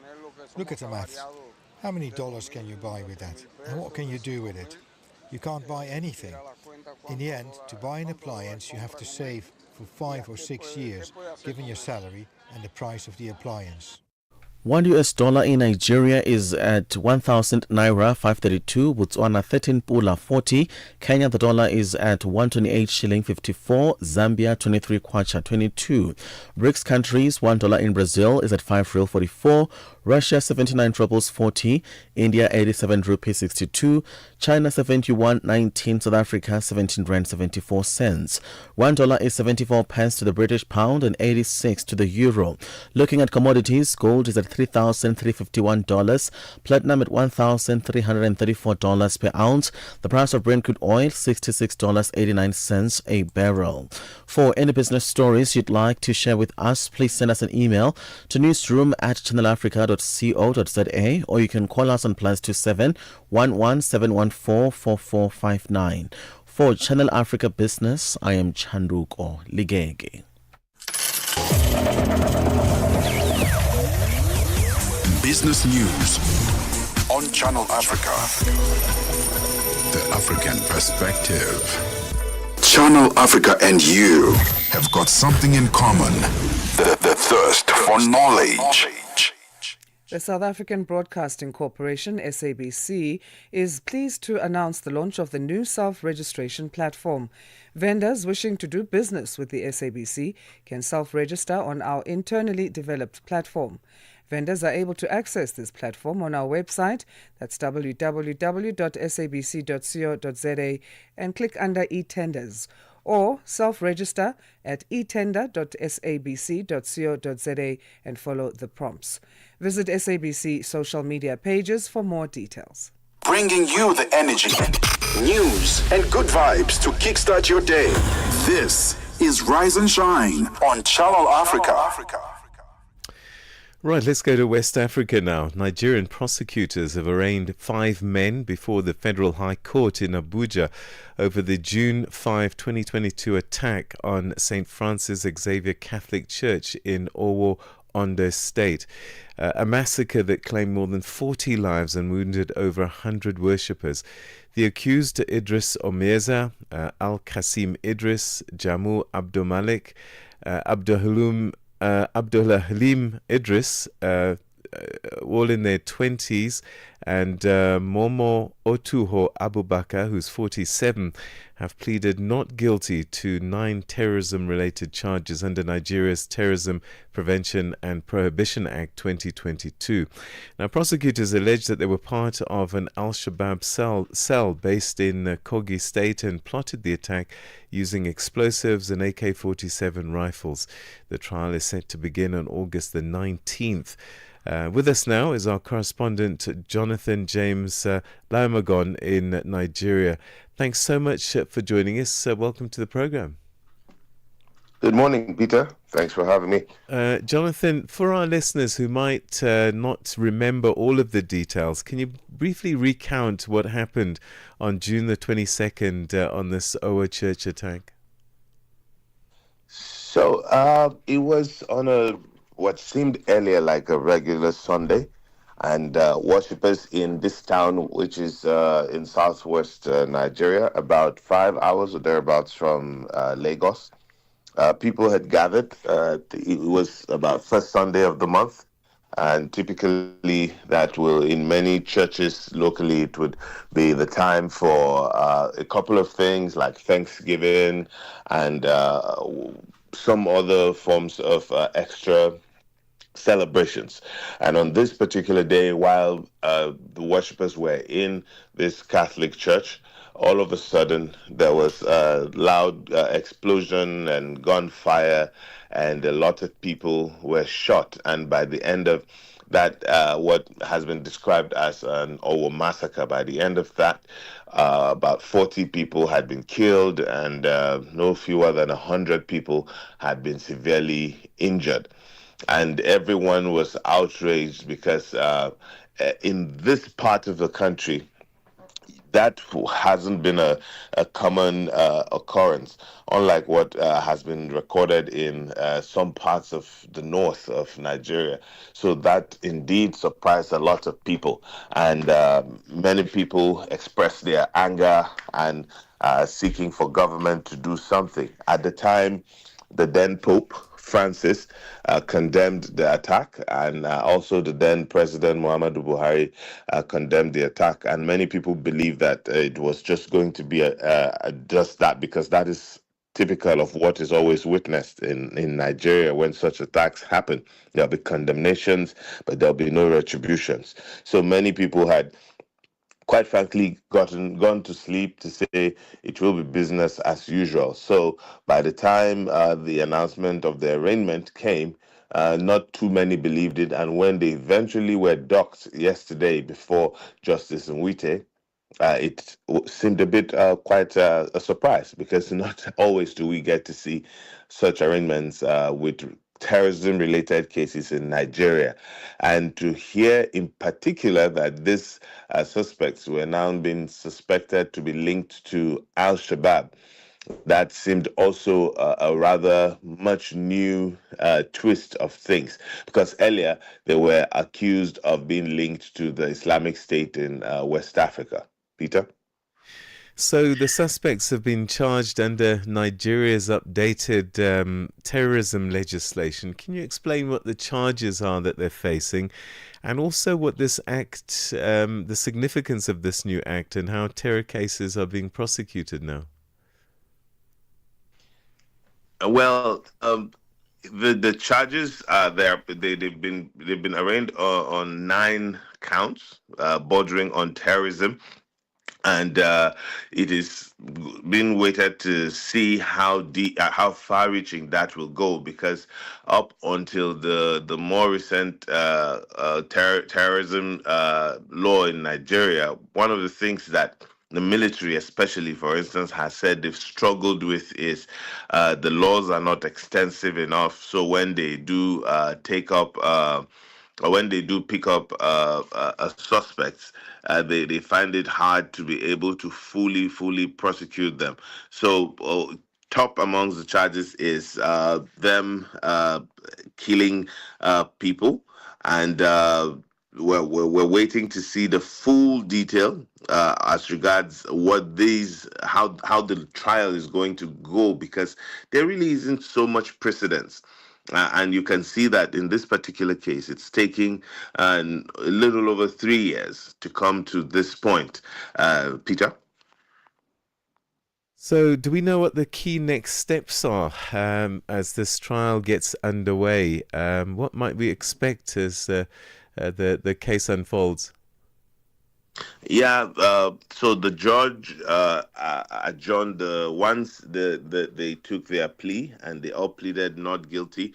The judge adjourned the trial till 19th of this month, and one of the things that was a bit surprising was that their own lawyer didn't contest the adjournment and didn't contest much. He only just requested that it is important that he would want for the Department of State Security Services, that's the DSS, to allow for the lawyers to be able to have access to their clients and for their families to have access to them.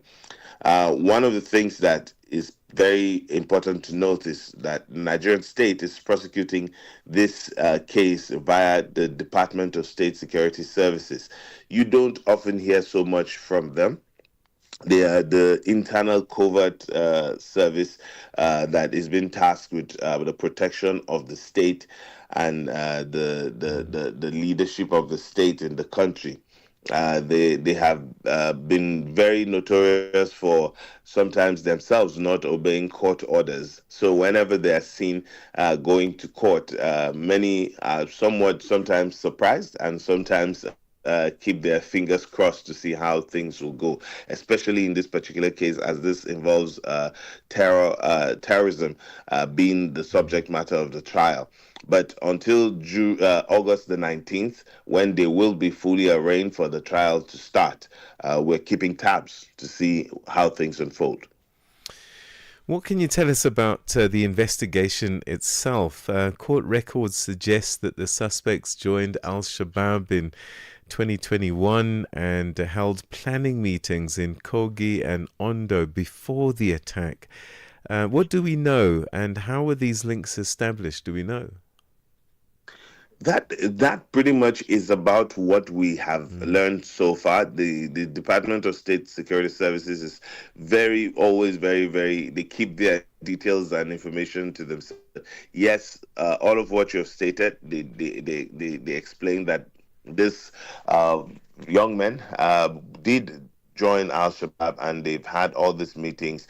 And like I said earlier, Peter, it just remains quite a very strange development. We have had cases of Islamic State in West Africa. We have had a few other extremist groups that have come up in Nigeria, but this is one of the very more peculiar instances where we're seeing a connection with Al-Shabaab. And I spoke to about 2 security experts who have followed cases of terrorism, and they say they do not have the recollection of in recent times of a strong connection between this. In fact, even at the time, Nigeria's then defense chief did say that the suspects they believed were linked to Islamic State in West Africa.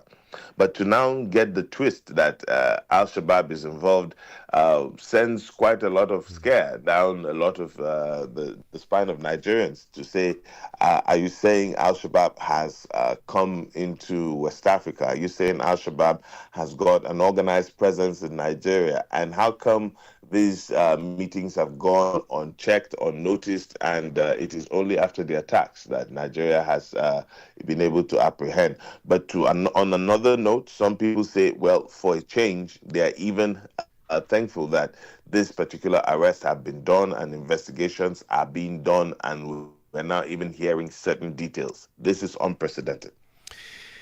Has Al-Shabaab actually taken responsibility? In the past, most of these terror groups want people to know that they were responsible and why.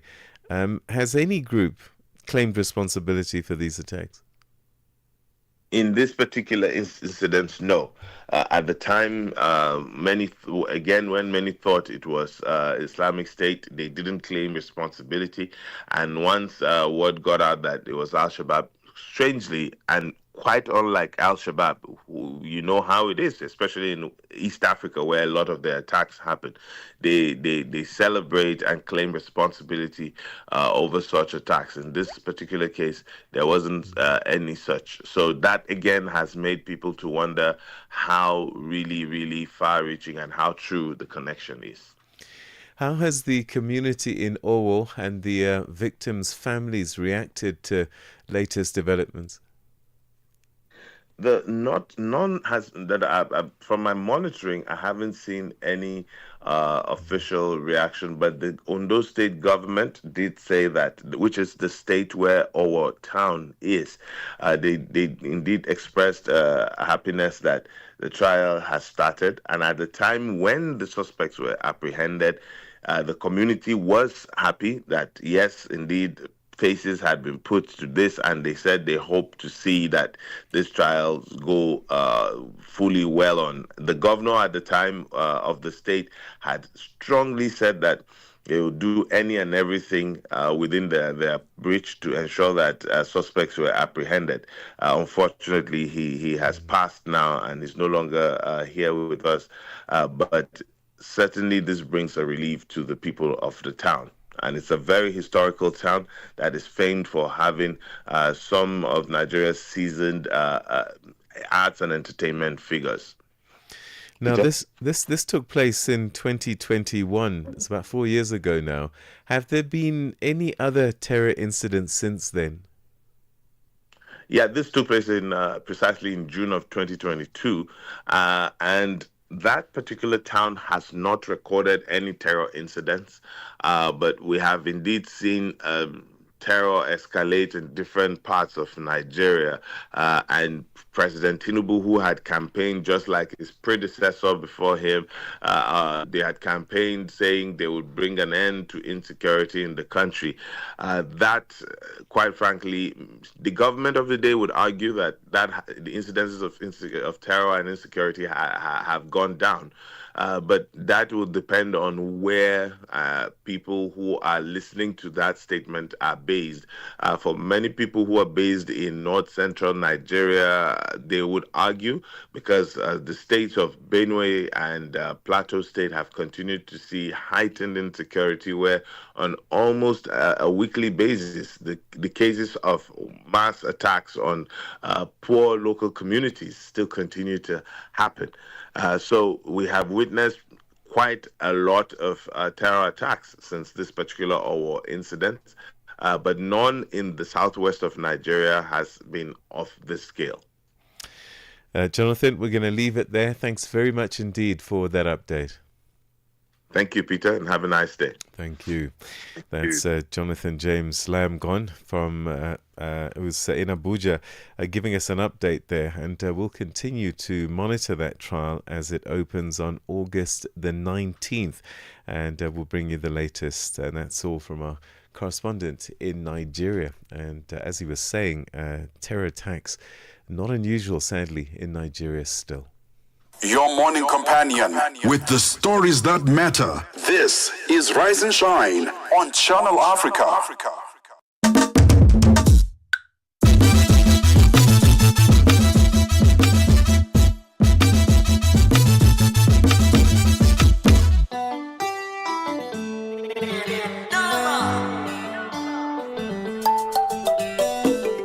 Central African time it is, and we enter the third and final hour of Rise and Shine. My name is Asanda Beda, and thank you for staying with us at Channel Africa. www.channelafrica.co.za is our website. SABC Plus is the app you can connect with us from, as well as our YouTube live streaming channel is at Channel Africa 1. So, the plan was to have an interview this half hour to talk to a BBC journalist about child sex trafficking. And we believe that children as young as 13 were being used at a very busy post in Kenya. Unfortunately, we're not going to be able to do that. The journalist involved, for her safety, is unreachable at this stage, and we're not going to give too many details, but just to say that this case has caused quite a stir. Her undercover investigation, and so she's now actually, because of her safety, unable to talk to us at this time. So unfortunately, we're not going to be able to do that story, but yeah, you can look it up online. BBC journalist, an undercover story that was done there on child sex trafficking in Kenya. All right, we have lots of other stories though, but not before the news with Onel Nsinzi. SABC News. The African Perspective. Thank you, Peter. Mali has arrested more than 30 soldiers and military officials accused of attempting to destabilize the government. This as the West African nation's leaders take steps to strengthen their hold on power. The arrests have unfolded over multiple days and have targeted several senior officials. Mali's military leaders took power after coups in 2020 and 2021, vowing to restore security in a country where militant groups control large areas of the north and center and stage frequent attacks on the army and civilians. In April, a national conference recommended naming General Assimi Goïta, who became interim leader in 2021, as president with a 5-year mandate, as well as dissolving all political parties. Last month, authorities formally approved Goïta's 5-year term and said it could be renewed as many times as necessary. The Nigerian Air Force says it has killed more than 100 criminal gangs in raids in Zamfara state. The raids follow rising violence, including a deadly gang-related attack in Adakba village last week. Organized crime and disputes over resources have worsened regional instability. The BBC's Chris Ewoko.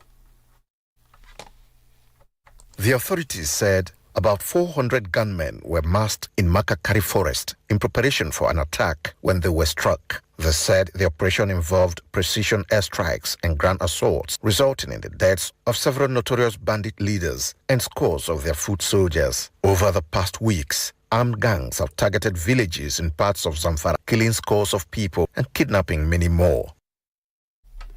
Human rights campaigners in the Gambia have expressed outrage over the death of a month-year-old baby girl who is a victim of female genital mutilation. Police say the baby was rushed to a hospital after she developed severe bleeding, but was pronounced dead on arrival. 2 women have been arrested. The practice of female genital mutilation was outlawed in 2015, but still persists in the country. Fatou Balde is a Gambia women's rights activist. Quarters and families who still want to continue the practice, doing it among babies, for example, this case, because they feel that when they cut babies, they can heal quicker, or that those such cases will not be noticed because they are very young. And also the age at which FGM is performed on Gambian girls. We are seeing a change in that. Now we are seeing the trend is being moved to a lot younger girls.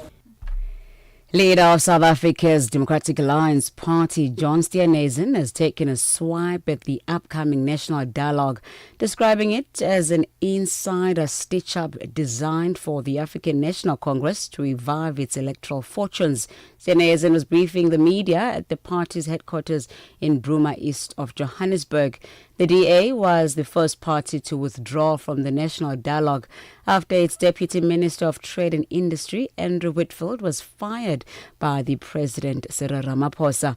The Thabo Mbeki Foundation and other legacy foundations of stalwarts have also withdrawn from the national dialogue, citing issues around funding. Steenhuisen says the national dialogue is an illegitimate initiative that lacks all credibility. As you know, the Democratic Alliance announced our withdrawal from the national dialogue weeks ago. It is an illegitimate initiative that frankly now lacks all credibility. And even former President Mbeki, who at the time was incredibly critical of our withdrawal from the GNU, which he expressed in an open letter, has now come to exactly the same conclusion that we came to, that this is an insider stitch-up.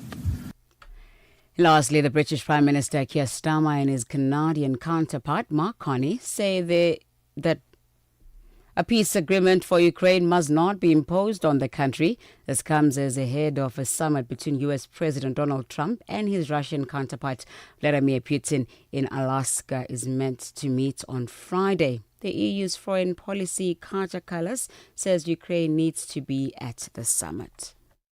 For any deal to be implemented, Ukraine needs to agree to that deal. Europe needs to agree to that deal because otherwise it's just not working. Russia will present outrageous goals and they haven't really changed their goals at all. For any news stories you'd like to share with us, please send us an email to newsroom@channelafrica.co.za or call us at +27 11 714 4459. Channel Africa News, I'm Onele Tsinzi. SABC News. The African Perspective. And coming up in your sports news this hour, Villarreal's match against Barcelona could just become the first European League match to be played outside of the country, while a player collapses on court at the Cincinnati Open. Details of these and other stories coming up at the bottom of the hour. Wake up, Africa. Beda Ndoro and Asanda Beda are here to help you rise and shine. Weekdays, 6 till 9 a.m. Central African Time. Only on Channel Africa. Got something to say? Are you passionate about issues that matter? Do you have a voice that deserves to be heard? Well, we've got the perfect platform for you. Call in or drop us a WhatsApp on +27 63 406 9126 and we will call you back so you could have your say and be part of the conversation. 30 years of age. I just turned 30 on the 15th of November. So that's who I am, you know. It's not just talk, it's your chance to air your views, share your opinion, engage with the community that values your perspective. Follow us on our social media. Visit our website at www.channelafrica.co.za and get ready to share your views on Channel Africa, the African Perspective. Mix Vibration sur Channel Africa. C'est notre invitée du jour, la belle Aïna Mwenze. Elle est là. Certaines l'appellent Boss Lady. Bonjour Monsieur Jolino. Parlez-nous un tout petit peu de vous. Je m'appelle Boss Lady Aïna. Je mets l'accent sur le nom de Boss Lady parce que je mérite cela après le travail fait. Et c'est une rémunération en titre de la personne que je suis devenue aujourd'hui. Épouse et une mère de 4 garçons.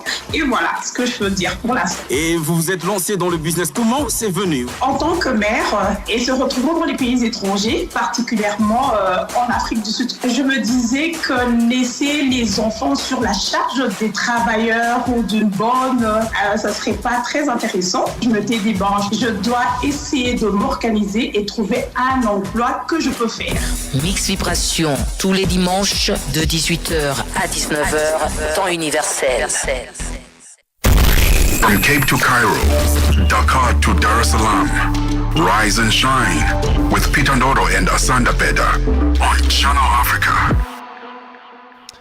It's the 12th of August. Let me take you back in history now to events that played out on this day. 30 BC, that's 30 years before Jesus was born. Cleopatra, she was the last pharaoh of Egypt, died by suicide on this day, marking the end of the Ptolemaic rule and the start of Egypt's annexation by Rome. And of course, Shakespeare wrote about her romance with Mark Antony, who was a Roman Caesar at the time.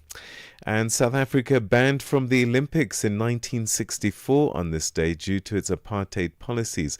South Africa was excluded from the Games and its first significant global sporting sanction. Download the SABC app and take Channel Africa with you everywhere you go. A fresh morning, a fresh perspective. Stay tuned to Rise and Shine on Channel Africa. The African Development Bank has been appointed to lead the funding of Ethiopia's Bishoftu International Airport project. This $7.8 billion project was signed on Monday, that's yesterday, by Prime Minister Abiy Ahmed and African Bank President Akinwumi Adesina. Once completed, the airport, located 40 kilometers south of Ethiopia's capital, Addis Ababa, will be the continent's largest. To talk to us more about the partnership project, we're joined on the line by Ethiopian journalist, Baseline Africa contributor Tizita Shewafera, who was at the signing ceremony, who attended that yesterday. Tizita, thank you so much for making time for us this morning. How are you? Thank you. How are you? I'm good, thanks. See you. Great. Thank you so much. So what is the significance of this project, particularly at this time for Ethiopia? Okay. The significance of this project is it's a scale up for Ethiopian Airlines because the current airline at the current airport, the Bole International Airport, is approaching its operational ceiling. In the last year, it handled about 19 million passengers and its maximum capacity is about 25 million passengers annually.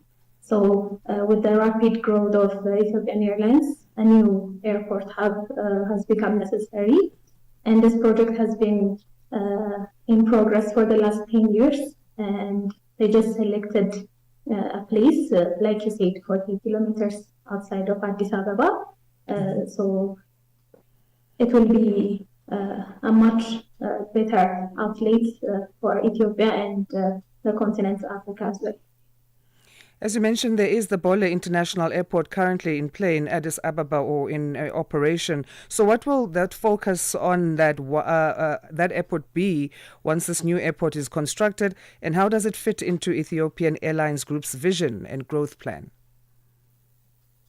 Okay, so the Bole International Airport, the current airport, is going to be fully for domestic travels. About 90% of the domestic travels will be at the Bole International Airport, and the new Bishoftu International Airport will be for international travels and will only handle about 10% of the domestic travels.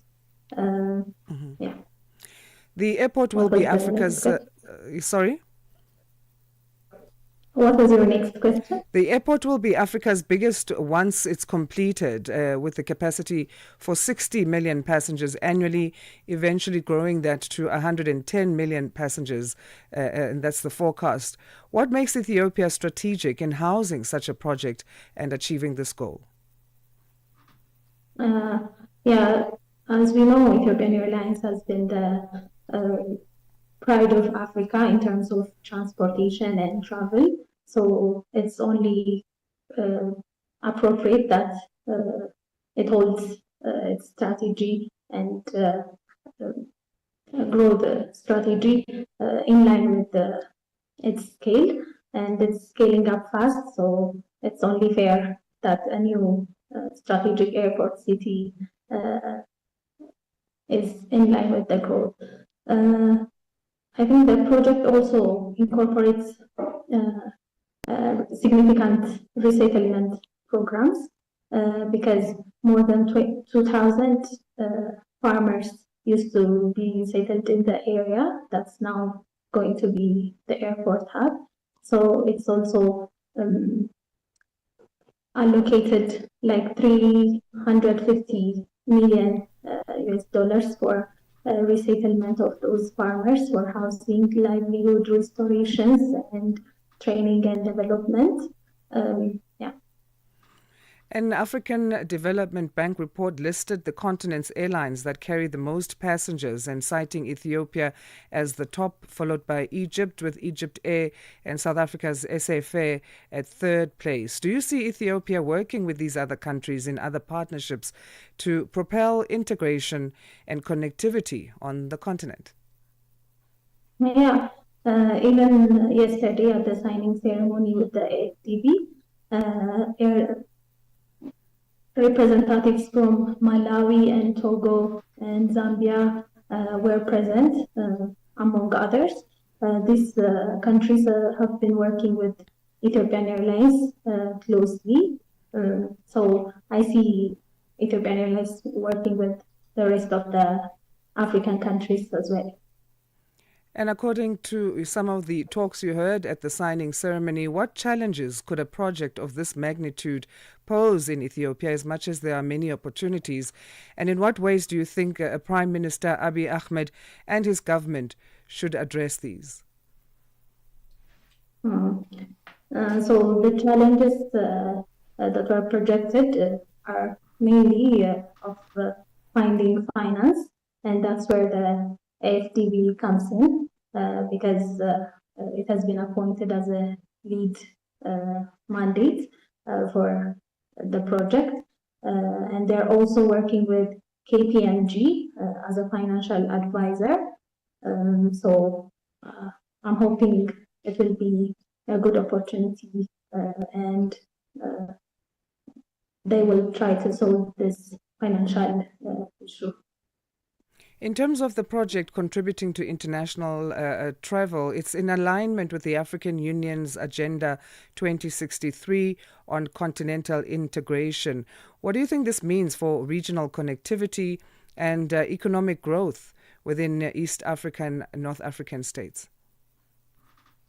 I believe it will position Ethiopia and also Africa as a continental and global transport hub, and the success of this project depends equally on technical execution and financial management and delivery as well. But I believe it will position the continent as a transport hub. From your takeaways from yesterday's signing ceremony, what would you say the complementary projects could be that Ethiopia can look at now with the construction of this airport to ensure that it's successfully run and maintained? So this is not only airport construction. It's like an airport city. So when the construction is completed, they're planning to also develop hotels, retails, and recreational areas. So I feel like it will be a good economic hub and an airport city that's thriving. All right, your final thoughts, Tizita, on yesterday's event and the mood as far as construction of this airport is concerned. And of course, I'm sure we'll be checking into Baseline Africa for other news on the developments on this and other similar projects in Ethiopia.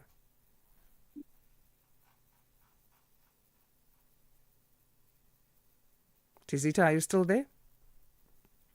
All right, let's leave it on that. Oh, yes, there you are. Please continue. What was the question? Sorry. In terms of your final thoughts then on yesterday's event and the current mood when it comes to the construction of this airport, not just for Ethiopia, but as you say, there were other representatives from other countries moving forward. What would you say that maybe complementary projects that Ethiopia can look at now to go with the construction of this airport to make sure that it's successful in how it's run and maintained?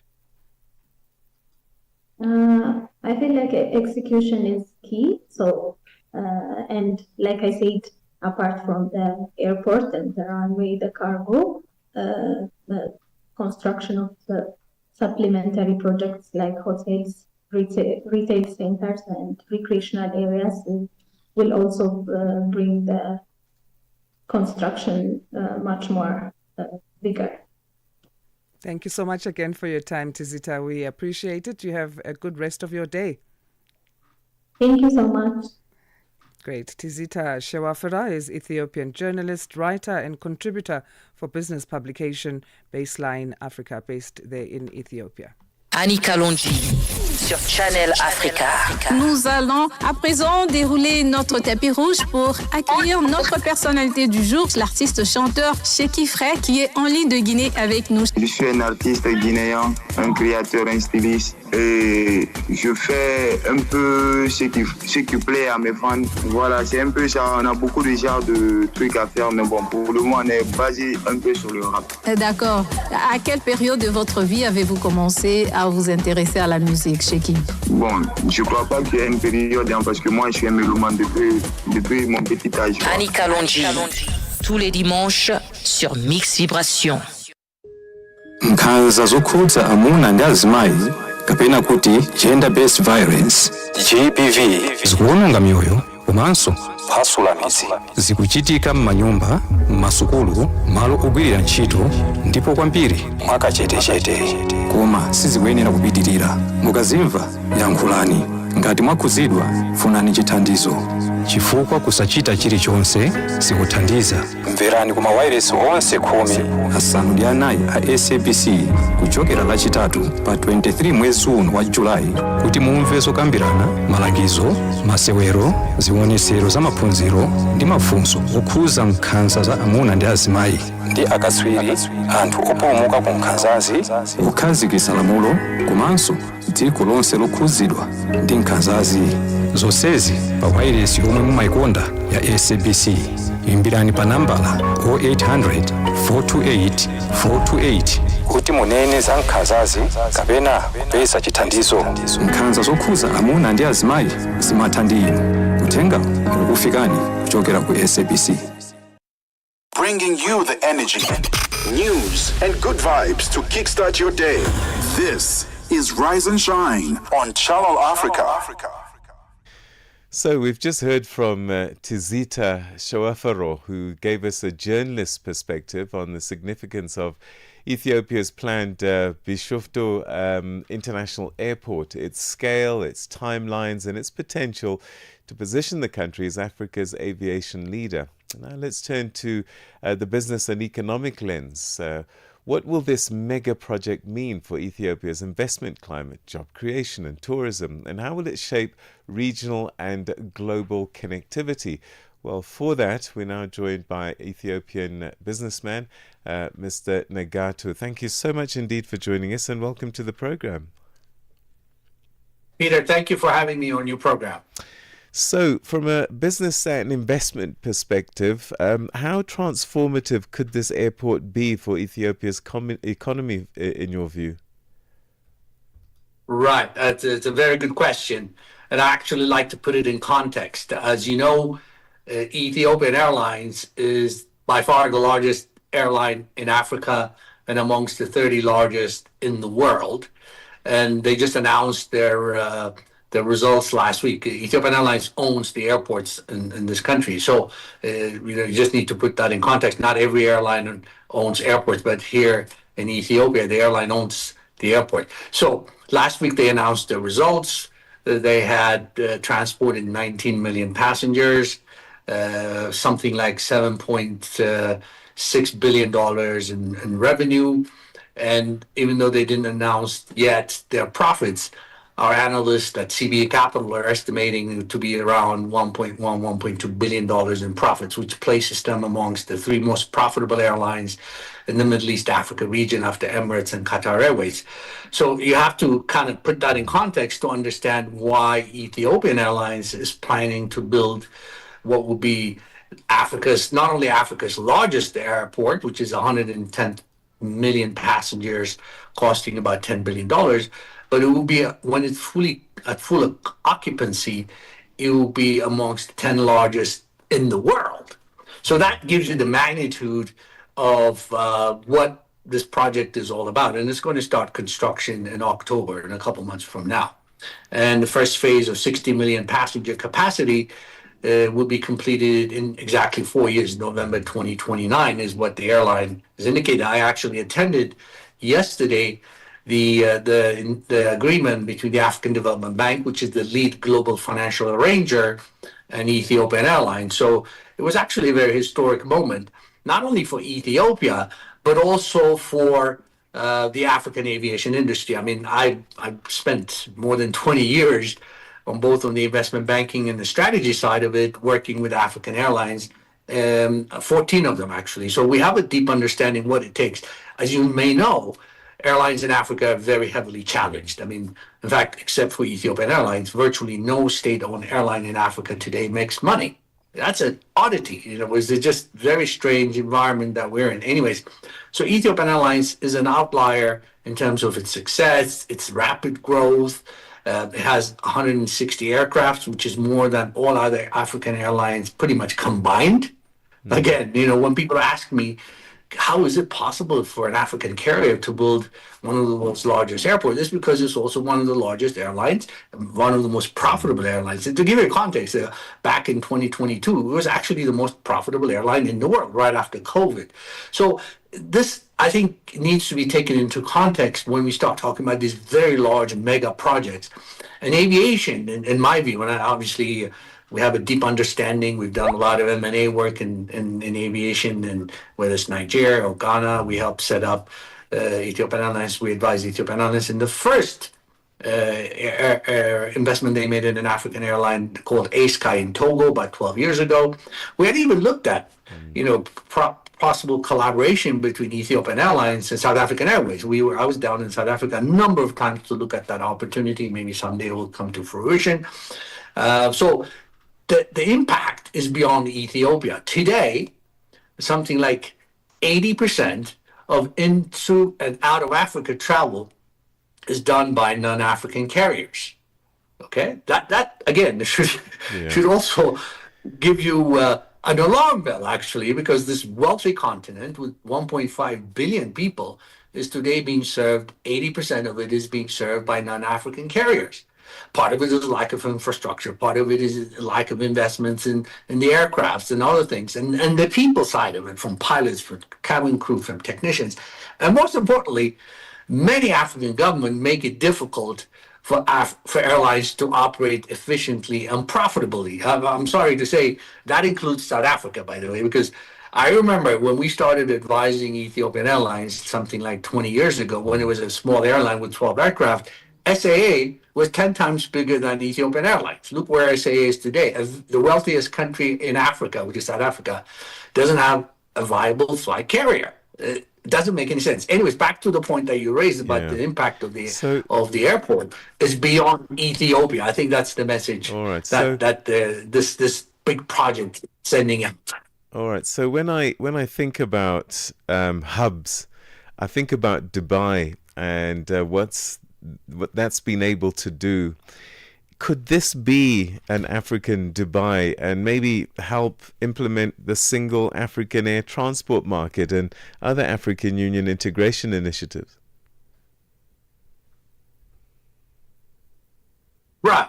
So again, let me give you an interesting data. Today, actually, the largest air gateway into and out of Africa is Addis Ababa Bole Airport. It's not Dubai. It used to be Dubai, but over the last 4 or 5 years, Bole Airport here in Ethiopia and Addis has taken over that mantle, so to speak. So yes, it's a very good, valid point to raise. It's a very interesting point. Could Addis be? Addis Ababa is already there, but by expanding this to 110 million passengers, which would be about the same size as the new airport that they're building in Dubai, by the way. Not the existing DXB, but they're building a new one just outside of Dubai, on the outskirts of Dubai. It's about 100 million passengers as well. So the new airport, which is called Abu Sera, which is the neighborhood. Abu Sera is the name of the neighborhood, and I think they're going to name the airport as well Abu Sera, which is actually a nice name, a nice catch name, is going to be comparable to the new airport they're building in Dubai. So this actually, Africa as a whole should look at this as an enlightened moment, saying, you know what, we can do these big things. And then you also raised a very good point. The African skies, open skies in Africa. By the way, there was an agreement back in the 20-some years ago, a declaration called Yamoussoukro, which all African governments had agreed to open up their skies. It never really were really fully implemented. Every African country put like barriers for African carriers to operate within Africa. They made it very difficult. That's the point I was making earlier. So we need to dismantle these artificial barriers. Like, if you go, we do business in Europe, for example. If you are a member of the European Union, any airline within the EU can fly out of any EU country unrestricted. That's what we need in Africa. Remember, 80% is still being served by non-African carriers. So these kinds of barriers, they need to go beyond slogans, open African skies, this and that, but in reality, every African carrier, most African governments, not all of them, but most of them put barriers for other African carriers to come and service the domestic and international market efficiently. Let me give you some numbers. Air tickets in Africa are the most expensive in the world.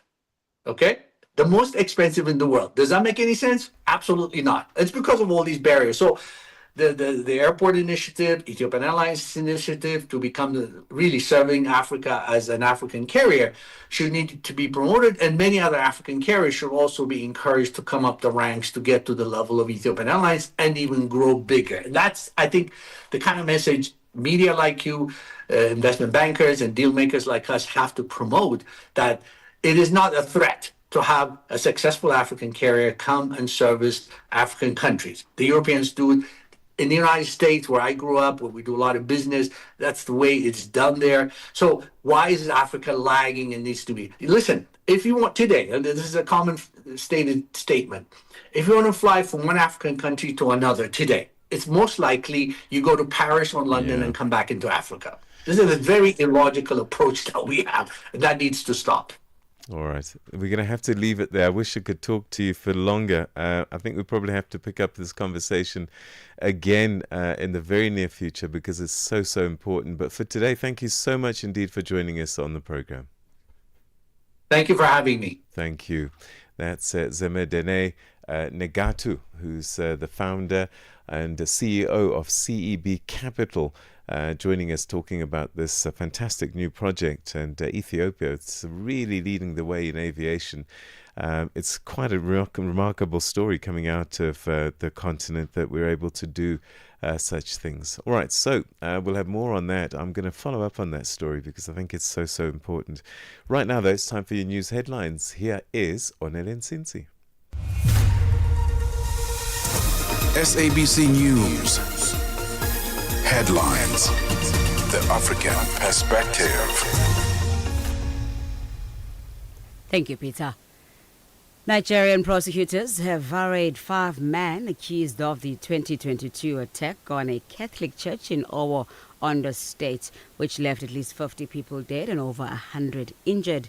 The United Democratic Movement Party in South Africa has welcomed the African National Congress's proposal to broaden the 10-party government of national unity. The UDM leader, Bantu Holomisa, says the decision would help to stabilize the broad coalition. And the mayor of Washington, D.C., Muriel Bowser, says President Donald Trump's deployment of the National Guard to the city is unsettling and unprecedented. Channel Africa News, I'm Onele Nsinsi. SABC News.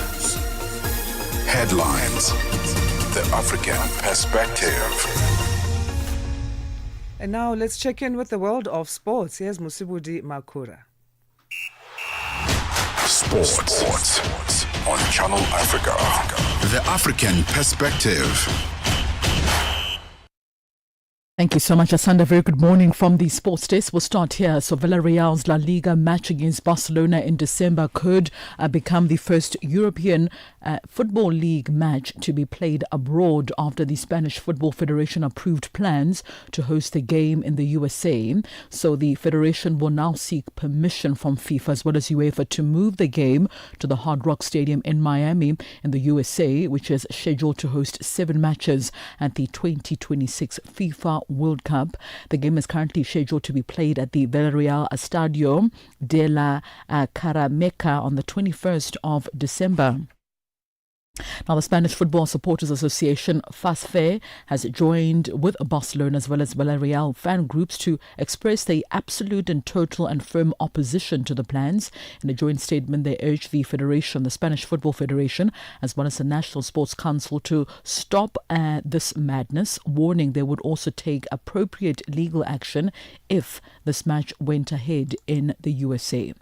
On to cricket news now. South Africa must avoid defeat in today's second T20 game against Australia to ensure the series remains alive heading into the third match. Gwen Mapaka's return of 4 for 20 in the opening game of the series was his best in the short format but also promising T20 career. Now, the opening game of the series was the first time the Proteas have all claimed 10 Australian wickets in a T20 innings. Australia have won each of the last 6 T20 games against South Africa. Australia, meanwhile, are currently the second-ranked T20 side in the world, according to the ICC rankings, while South Africa are currently ranked in 5th position on the rankings. On to netball news now. Spar Proteas assistant coach Zanele Mdodana is confident that they have selected the best players with the right capacity to compete at the international level. This after Netball South Africa announced a 15-player squad to don the green and gold for the 2025-2026 season. Speaking at a virtual media presser on Monday, Mdodana adds that the recently concluded Telkom Netball League came in handy to allow the technical team to select some of the top players in the country. Came back, we knew our Telkom Netball League is coming up, and we have a lot of our players that are currently playing overseas. We kept a good close eye on each and every one of them, on how they're doing on an international level, playing in England, majority of them. And then we also opened up the Telkom Netball League as a platform for the players that are in South Africa to say we will also use the Telkom Netball League as a selection platform to be able to identify players who are putting up their hand for a spot in the 15 players. At the same time, Dodana further unpacks the selection process, stating that players were selected to undergo intense trials, thus to help raise their hands for an important spot in the national team. So we had our trials, we brought in 30 players, we had our trials, and it was tough. It was tough. It was a long day of players battling it out between the 4 lines. It was a beautiful headache to have from the coach's perspective.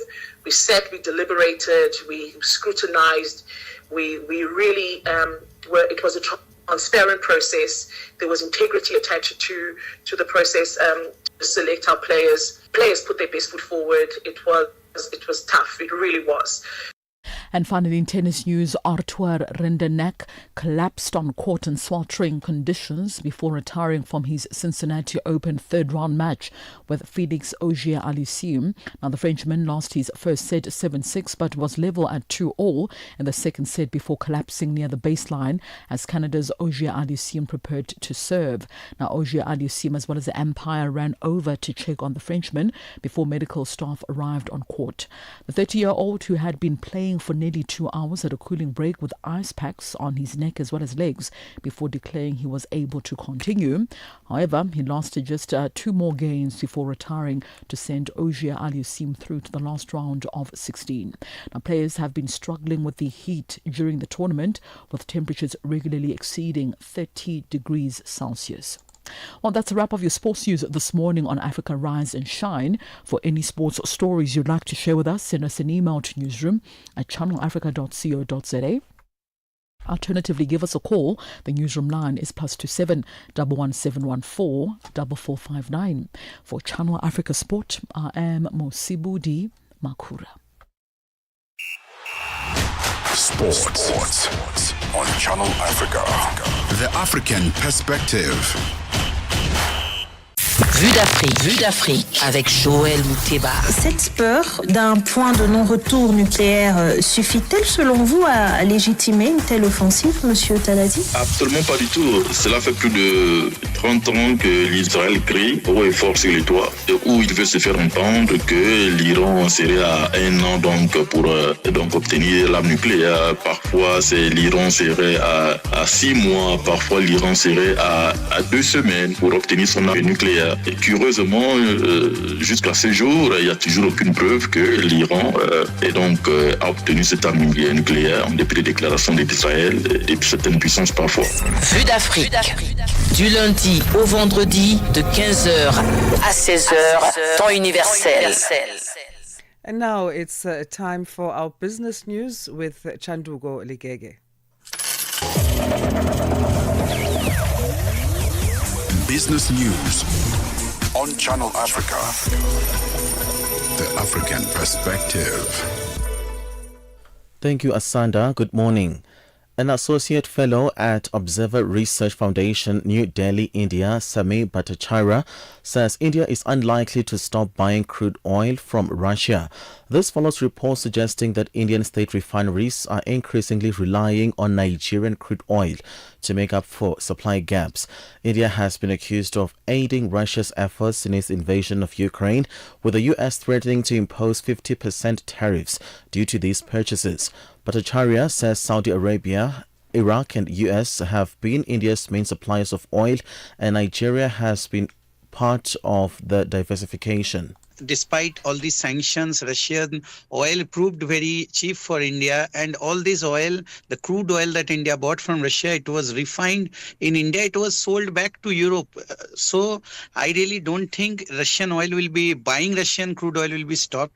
But what is going to happen is there is a need for diversification. Still in Nigeria, Nigerian's Export Promotion Council says the country's non-oil exports rose 19.6% to $3.225 billion in the first half of 2025, citing global demand for products such as cocoa as well as government trade initiatives and regional trade deals.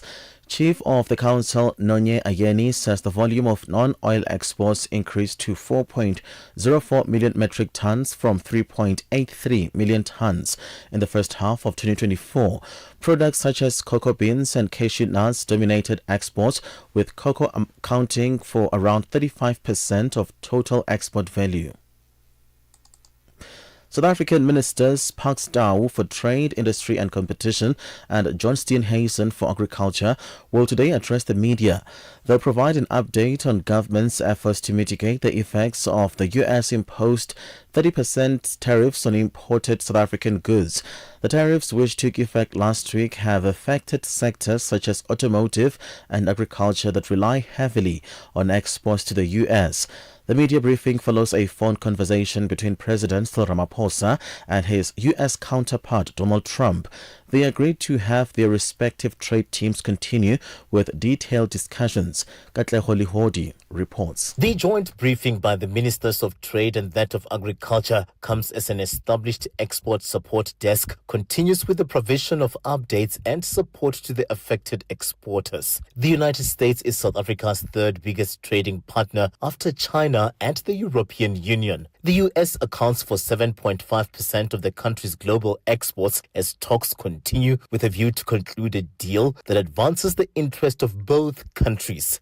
The South African Revenue Service, SARS Deputy Commissioner Johnston Makubu has warned that an aging workforce is compounding long-standing challenges in tax administration.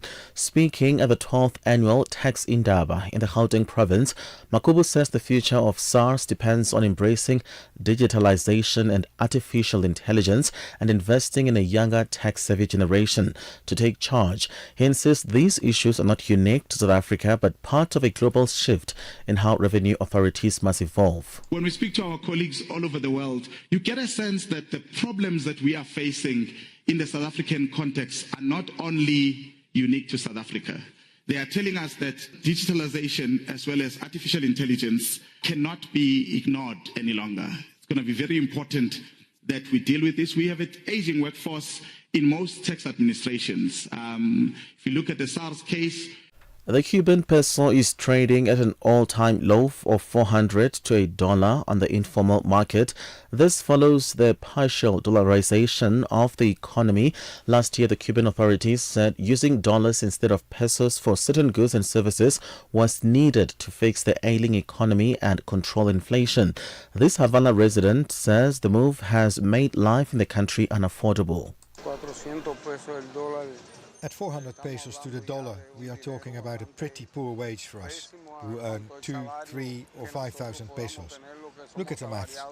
How many dollars can you buy with that? And what can you do with it? You can't buy anything. In the end, to buy an appliance, you have to save for 5 or 6 years, given your salary and the price of the appliance. $1 in Nigeria is trading at 1,000 naira 532, in Botswana 13 pula 40, in Kenya 128 shilling 54, in Zambia 23 kwacha 22. BRICS countries, $1 in Brazil is at 5 real 44, Russia 79 rubles 40, India 87 rupees 62, China 71.19, South Africa 17 rand 74 cents. $1 is 74 pence to the British pound and 86 to the euro. Looking at commodities, gold is at $3,353, platinum at $1,328 per ounce, the price of Brent crude oil at $66.95 a barrel. That is all for now. For any business stories you'd like to share with us, please send us an email to newsroom@channelafrica.co.za, or you can call us on +27 11714 4459. For Channel Africa Business, I am Chanduko Ligege.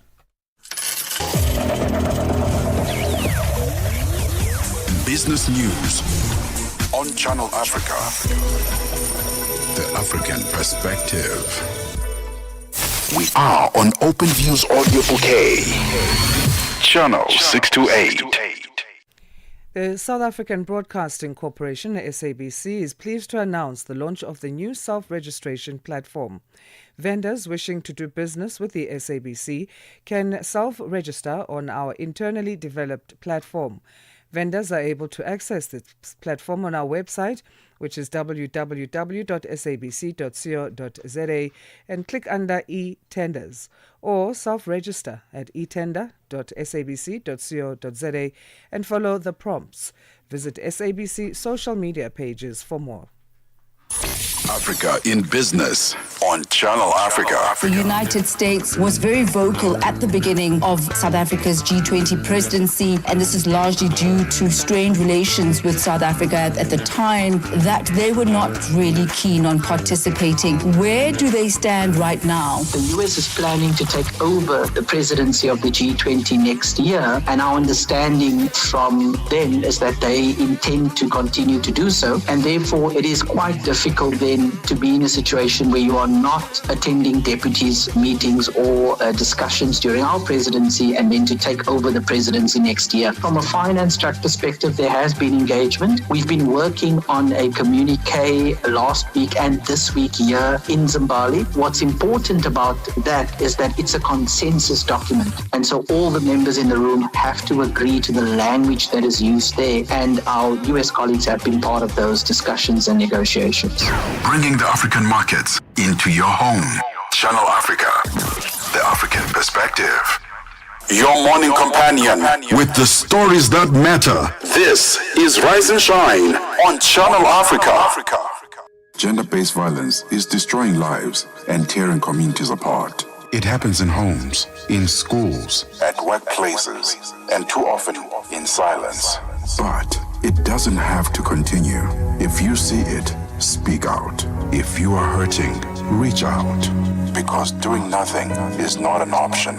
Listen to all 19 SABC radio stations from Wednesday 23rd of July for hard talk, discussions, advice, dramas, educational shows, and interviews around GBV with experts, survivors, lawmakers, and the whole country affected by gender-based violence. For all your favorite SABC radio stations, call 0800 428 428 to report abuse or get help. GBV, it ends with you. This message is brought to you by the SABC. So, and every Tuesday, we shine the spotlight on issues pertaining to gender-based violence here on Africa Rise and Shine. And today we look at this particular story where South Africa's civil movement, Action Society, says its latest court rap covering proceedings up until last Sunday underscores the persistent delays and systemic failings in South Africa's justice system. The update follows multiple high-profile gender-based violence, or GBV, and violent crime cases in which court dates have repeatedly been postponed, some stretching back more than 2 years. To talk to us more about this, we're joined by Juanita Dupria, who is spokesperson at Action Society, joining us on the line. Juanita, thank you for making time. How are you this Tuesday? Good morning. I'm doing well, thank you. And thank you for the opportunity. All right, thank you so much for your time. And the latest court rap then, can you talk about that and give us backgrounds in terms of what proceedings were covered there, as far as you can express? Yes. So the court rap is something that we started doing because we realized that everybody doesn't have the time to attend all the court cases that we are involved with. So on some we do oversight, and on others we actually sit there with the people and help them, hold their hand, teach them how the court system works and so on. So some of the ones that's stood out for this week, and we do it every 2 weeks, is the ongoing trial of the Malmesbury molester, as we've termed him. He is accused of raping and molesting 3 children. And what is so disturbing about this case is that he was in 21 already. He was arrested for child molestation, but he was released on a warning. And now he is, and the family has been struggling to get him in the court process again, and then we became involved. He was already in Valkenburg to see if he is accountable, if he can stand up in trial and control himself. So the mental health evaluations contradict claims that he cannot control himself. We believe he is a dangerous predator, and he must never be allowed near children again. So this one is going to plea and trial again. It's been, I can't remember how long we've been on this case for more than 2 years. After the 2021 case. And it's just so frustrating when we see cases like this getting postponed all the time. And actually it is almost for no reason. It is just toying around with the children that he molested. Why? I mean, is this persisting, the delays in the procedures when it comes to these cases? We've been seeing this in years and years and years. And, you know, the survivors and their families, and then the families of the victims as well, have lamented the slow pace of the legal system in finalizing their cases. I'm sure you ask questions and you do get some answers. What is being said? Well, yes, we do ask the questions, and we are very frustrated, as are the families and the victims. And the answers are that there are too many cases, so crime is out of control. And then on the other hand, when it gets to court, there is not enough. There are sexual offences courts, but there are not enough. They are also not skilled enough, and I'm focusing on the word enough. Prosecutors, state prosecutors, it's just everything stacks on top of the other. Everything is not working. The crime is too much. If it gets to court, there's not enough prosecutors, there's not enough courts, and that is why. And then also the criminals know of the loopholes, and they use that. Time and time again, we've seen them. They fire one legal aid representative, then they get a new one. Then everything has to start from scratch again, and it's just not acceptable. We had another case just last week where we are very happy about that one. It was also dragging on, and he was making excuses and having this problem and then that problem, the perpetrator. And then last week, the magistrate just said, enough, plead now. You've had enough time to sort out your legal representation. You have to plead now. He pled guilty and he was sentenced on the same day, and he got 25 years. So we are very happy with that, and we applaud the magistrate for drawing a line and saying, this is enough. You are playing around. You've had ample time to do what you have to do. Done, settled. So we would like to see more magistrates react that way. Right. And these delays in the proceedings, of course, they affect the lives of the survivors, the families who are left after the victims have long gone. How are they affected in terms of their lives and mental health? It is really devastating to sit there with them. We had another case just recently where it is the remaining sister of the victim. She had to travel. She had to take off work every time, and bosses get annoyed and then you come back and nothing happens. She had to take time off work, take 2 taxis to get to court, and then it is postponed. And it was devastating for her because every time she thinks, okay, there's going to be progress, she was crying every time she had to turn back and go back to work, and there was no progress. For a victim, they relive that trauma every time when they go to court because they have to relive what happened to them every single time they go there. And the postponements, we're going to 12, 15 times that cases are postponed, if you're lucky. And to relive that 12, 15 times, it is devastating, and it is not good for mental health. And what we have also seen is that there is not the criminal justice system does not offer enough counseling, if they do counseling at all. Sometimes they have a social worker who does the reports and takes it to court in a report form, but they don't do counseling. So they are left to their own devices, the victims and the families of the victims who also experience the same trauma. So it is unbelievable that people have to go through this time and time and time again. In what ways is Action Society providing support to victims, survivors, or the families of victims, survivors and their families as well? And how are you pressuring authorities to prioritize the swift persecution of GBV and violent crime cases? I guess we also need to know how to connect with Action Society. Yes, I could just get that one out of the way. You can go to our website, actionsociety.co.za. All the information is on there and the contact details. If you have problems, you can click on whatever button you need to under contact. And then if you want to support us, you can also do it on the website. So what we do and what costs money and why we are asking for the donations as well is we go with the victims or the families of the victims if those are the people who remain. We go with them to court. We explain to them the court procedures. And what we have found is because Action Society now is a bit more well-known, the prosecutors, the magistrates, so on, start recognizing us when we attend court cases. So they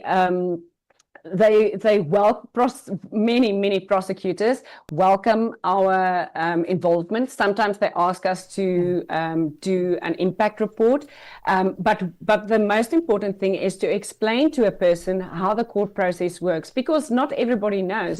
And then just taking them, being there and giving emotional support. Sometimes when we can, we try to help them to get to the courts. Not everybody has the finances to come back again and again and again. If we can, we try to do that.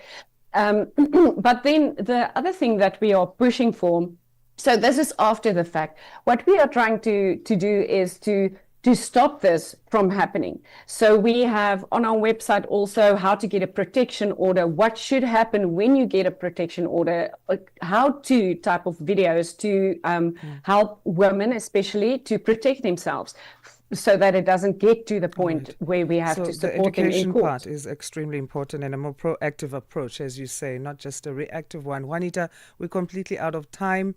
We're going to leave it there for today. These are conversations that will continue to happen on Tuesdays here, so I'm sure we'll catch up another time. Thank you. Thank you. Juanita Dupria is spokesperson at Action Society, doing great work as far as GBV is concerned. As we say, this feature is going to be on Tuesdays on Channel Africa as we shine the spotlight on those issues pertaining to that very important topic. After Rise and Shine is On the Move with Palesa and Benjamin. They're joining us in studio now to tell us what to expect. Good morning, guys. Good morning. Morning. How are you guys doing? Sure. Well, whoops. Well, today on the Move from 9 a.m. Central Africa time, we focus on social media. You know, gone are the days where thinking about like followers and likes was only for like social media influencers, businesses, brands, and even everyday individuals are always trying to find out how can I grow on social media. There are a lot of benefits, of course, to that growth on social media. So we're going to be finding out how to stand out from the crowd and gain a loyal following that can turn your posts into a real success in today's first hour. I will be listening to that. I want followers. Not the fake ones, not the ones with buying. Yeah, that's true, because it's such a busy environment, isn't it? Everyone wants the same state to be part of the top 5 posts for the day, right? And it can be so tricky to be the one who stands out. Okay, something that stands out for me in today's show is our In the Cubicle feature. We're going to unpack what happens when mental health is not enough to excuse poor work performance. Yeah, so it's easy to throw, I'm going through a mental health crisis around because maybe people think it's unprovable. But I know that many work environments are actually working on that. They have systems in place to make sure that when you do claim you have mental health issues, that it's actually true and real. That's an important one, yeah. It's hard to judge though, isn't it? It's 9 o'clock. We gotta go. Yes. Goodbye from the Rise and Shine team. We'll be back with you tomorrow, 6 till 9. Asanda, Beda and Peter Ndoro. The news is next. Here's Onelen Sinsi. SABC News. The African Perspective. Thank you, Peter. Looking at your top stories, 5 men accused of the 2022 Nigeria attack on a Catholic church arraigned, and Donald Trump's deployment of the National Guard unsettling to Washington, D.C. Your latest news. Greetings to our listeners. Nigerian prosecutors have arraigned 5 men accused of the 2022 attack on a Catholic church in Owo, Ondo State, which left at least 50 people dead and over 100 injured. These suspects, Idris Omeiza, Al-Hassim Idris, Jamiu Abdul Malik, Abdul Halim Idris, and Muhammad Otuho Obubakar, appeared in a federal high court in Abuja on terrorism charges. They pleaded not guilty and were remanded in custody of the Departments of State Services. Channel Africa correspondent in Nigeria, Jonathan James,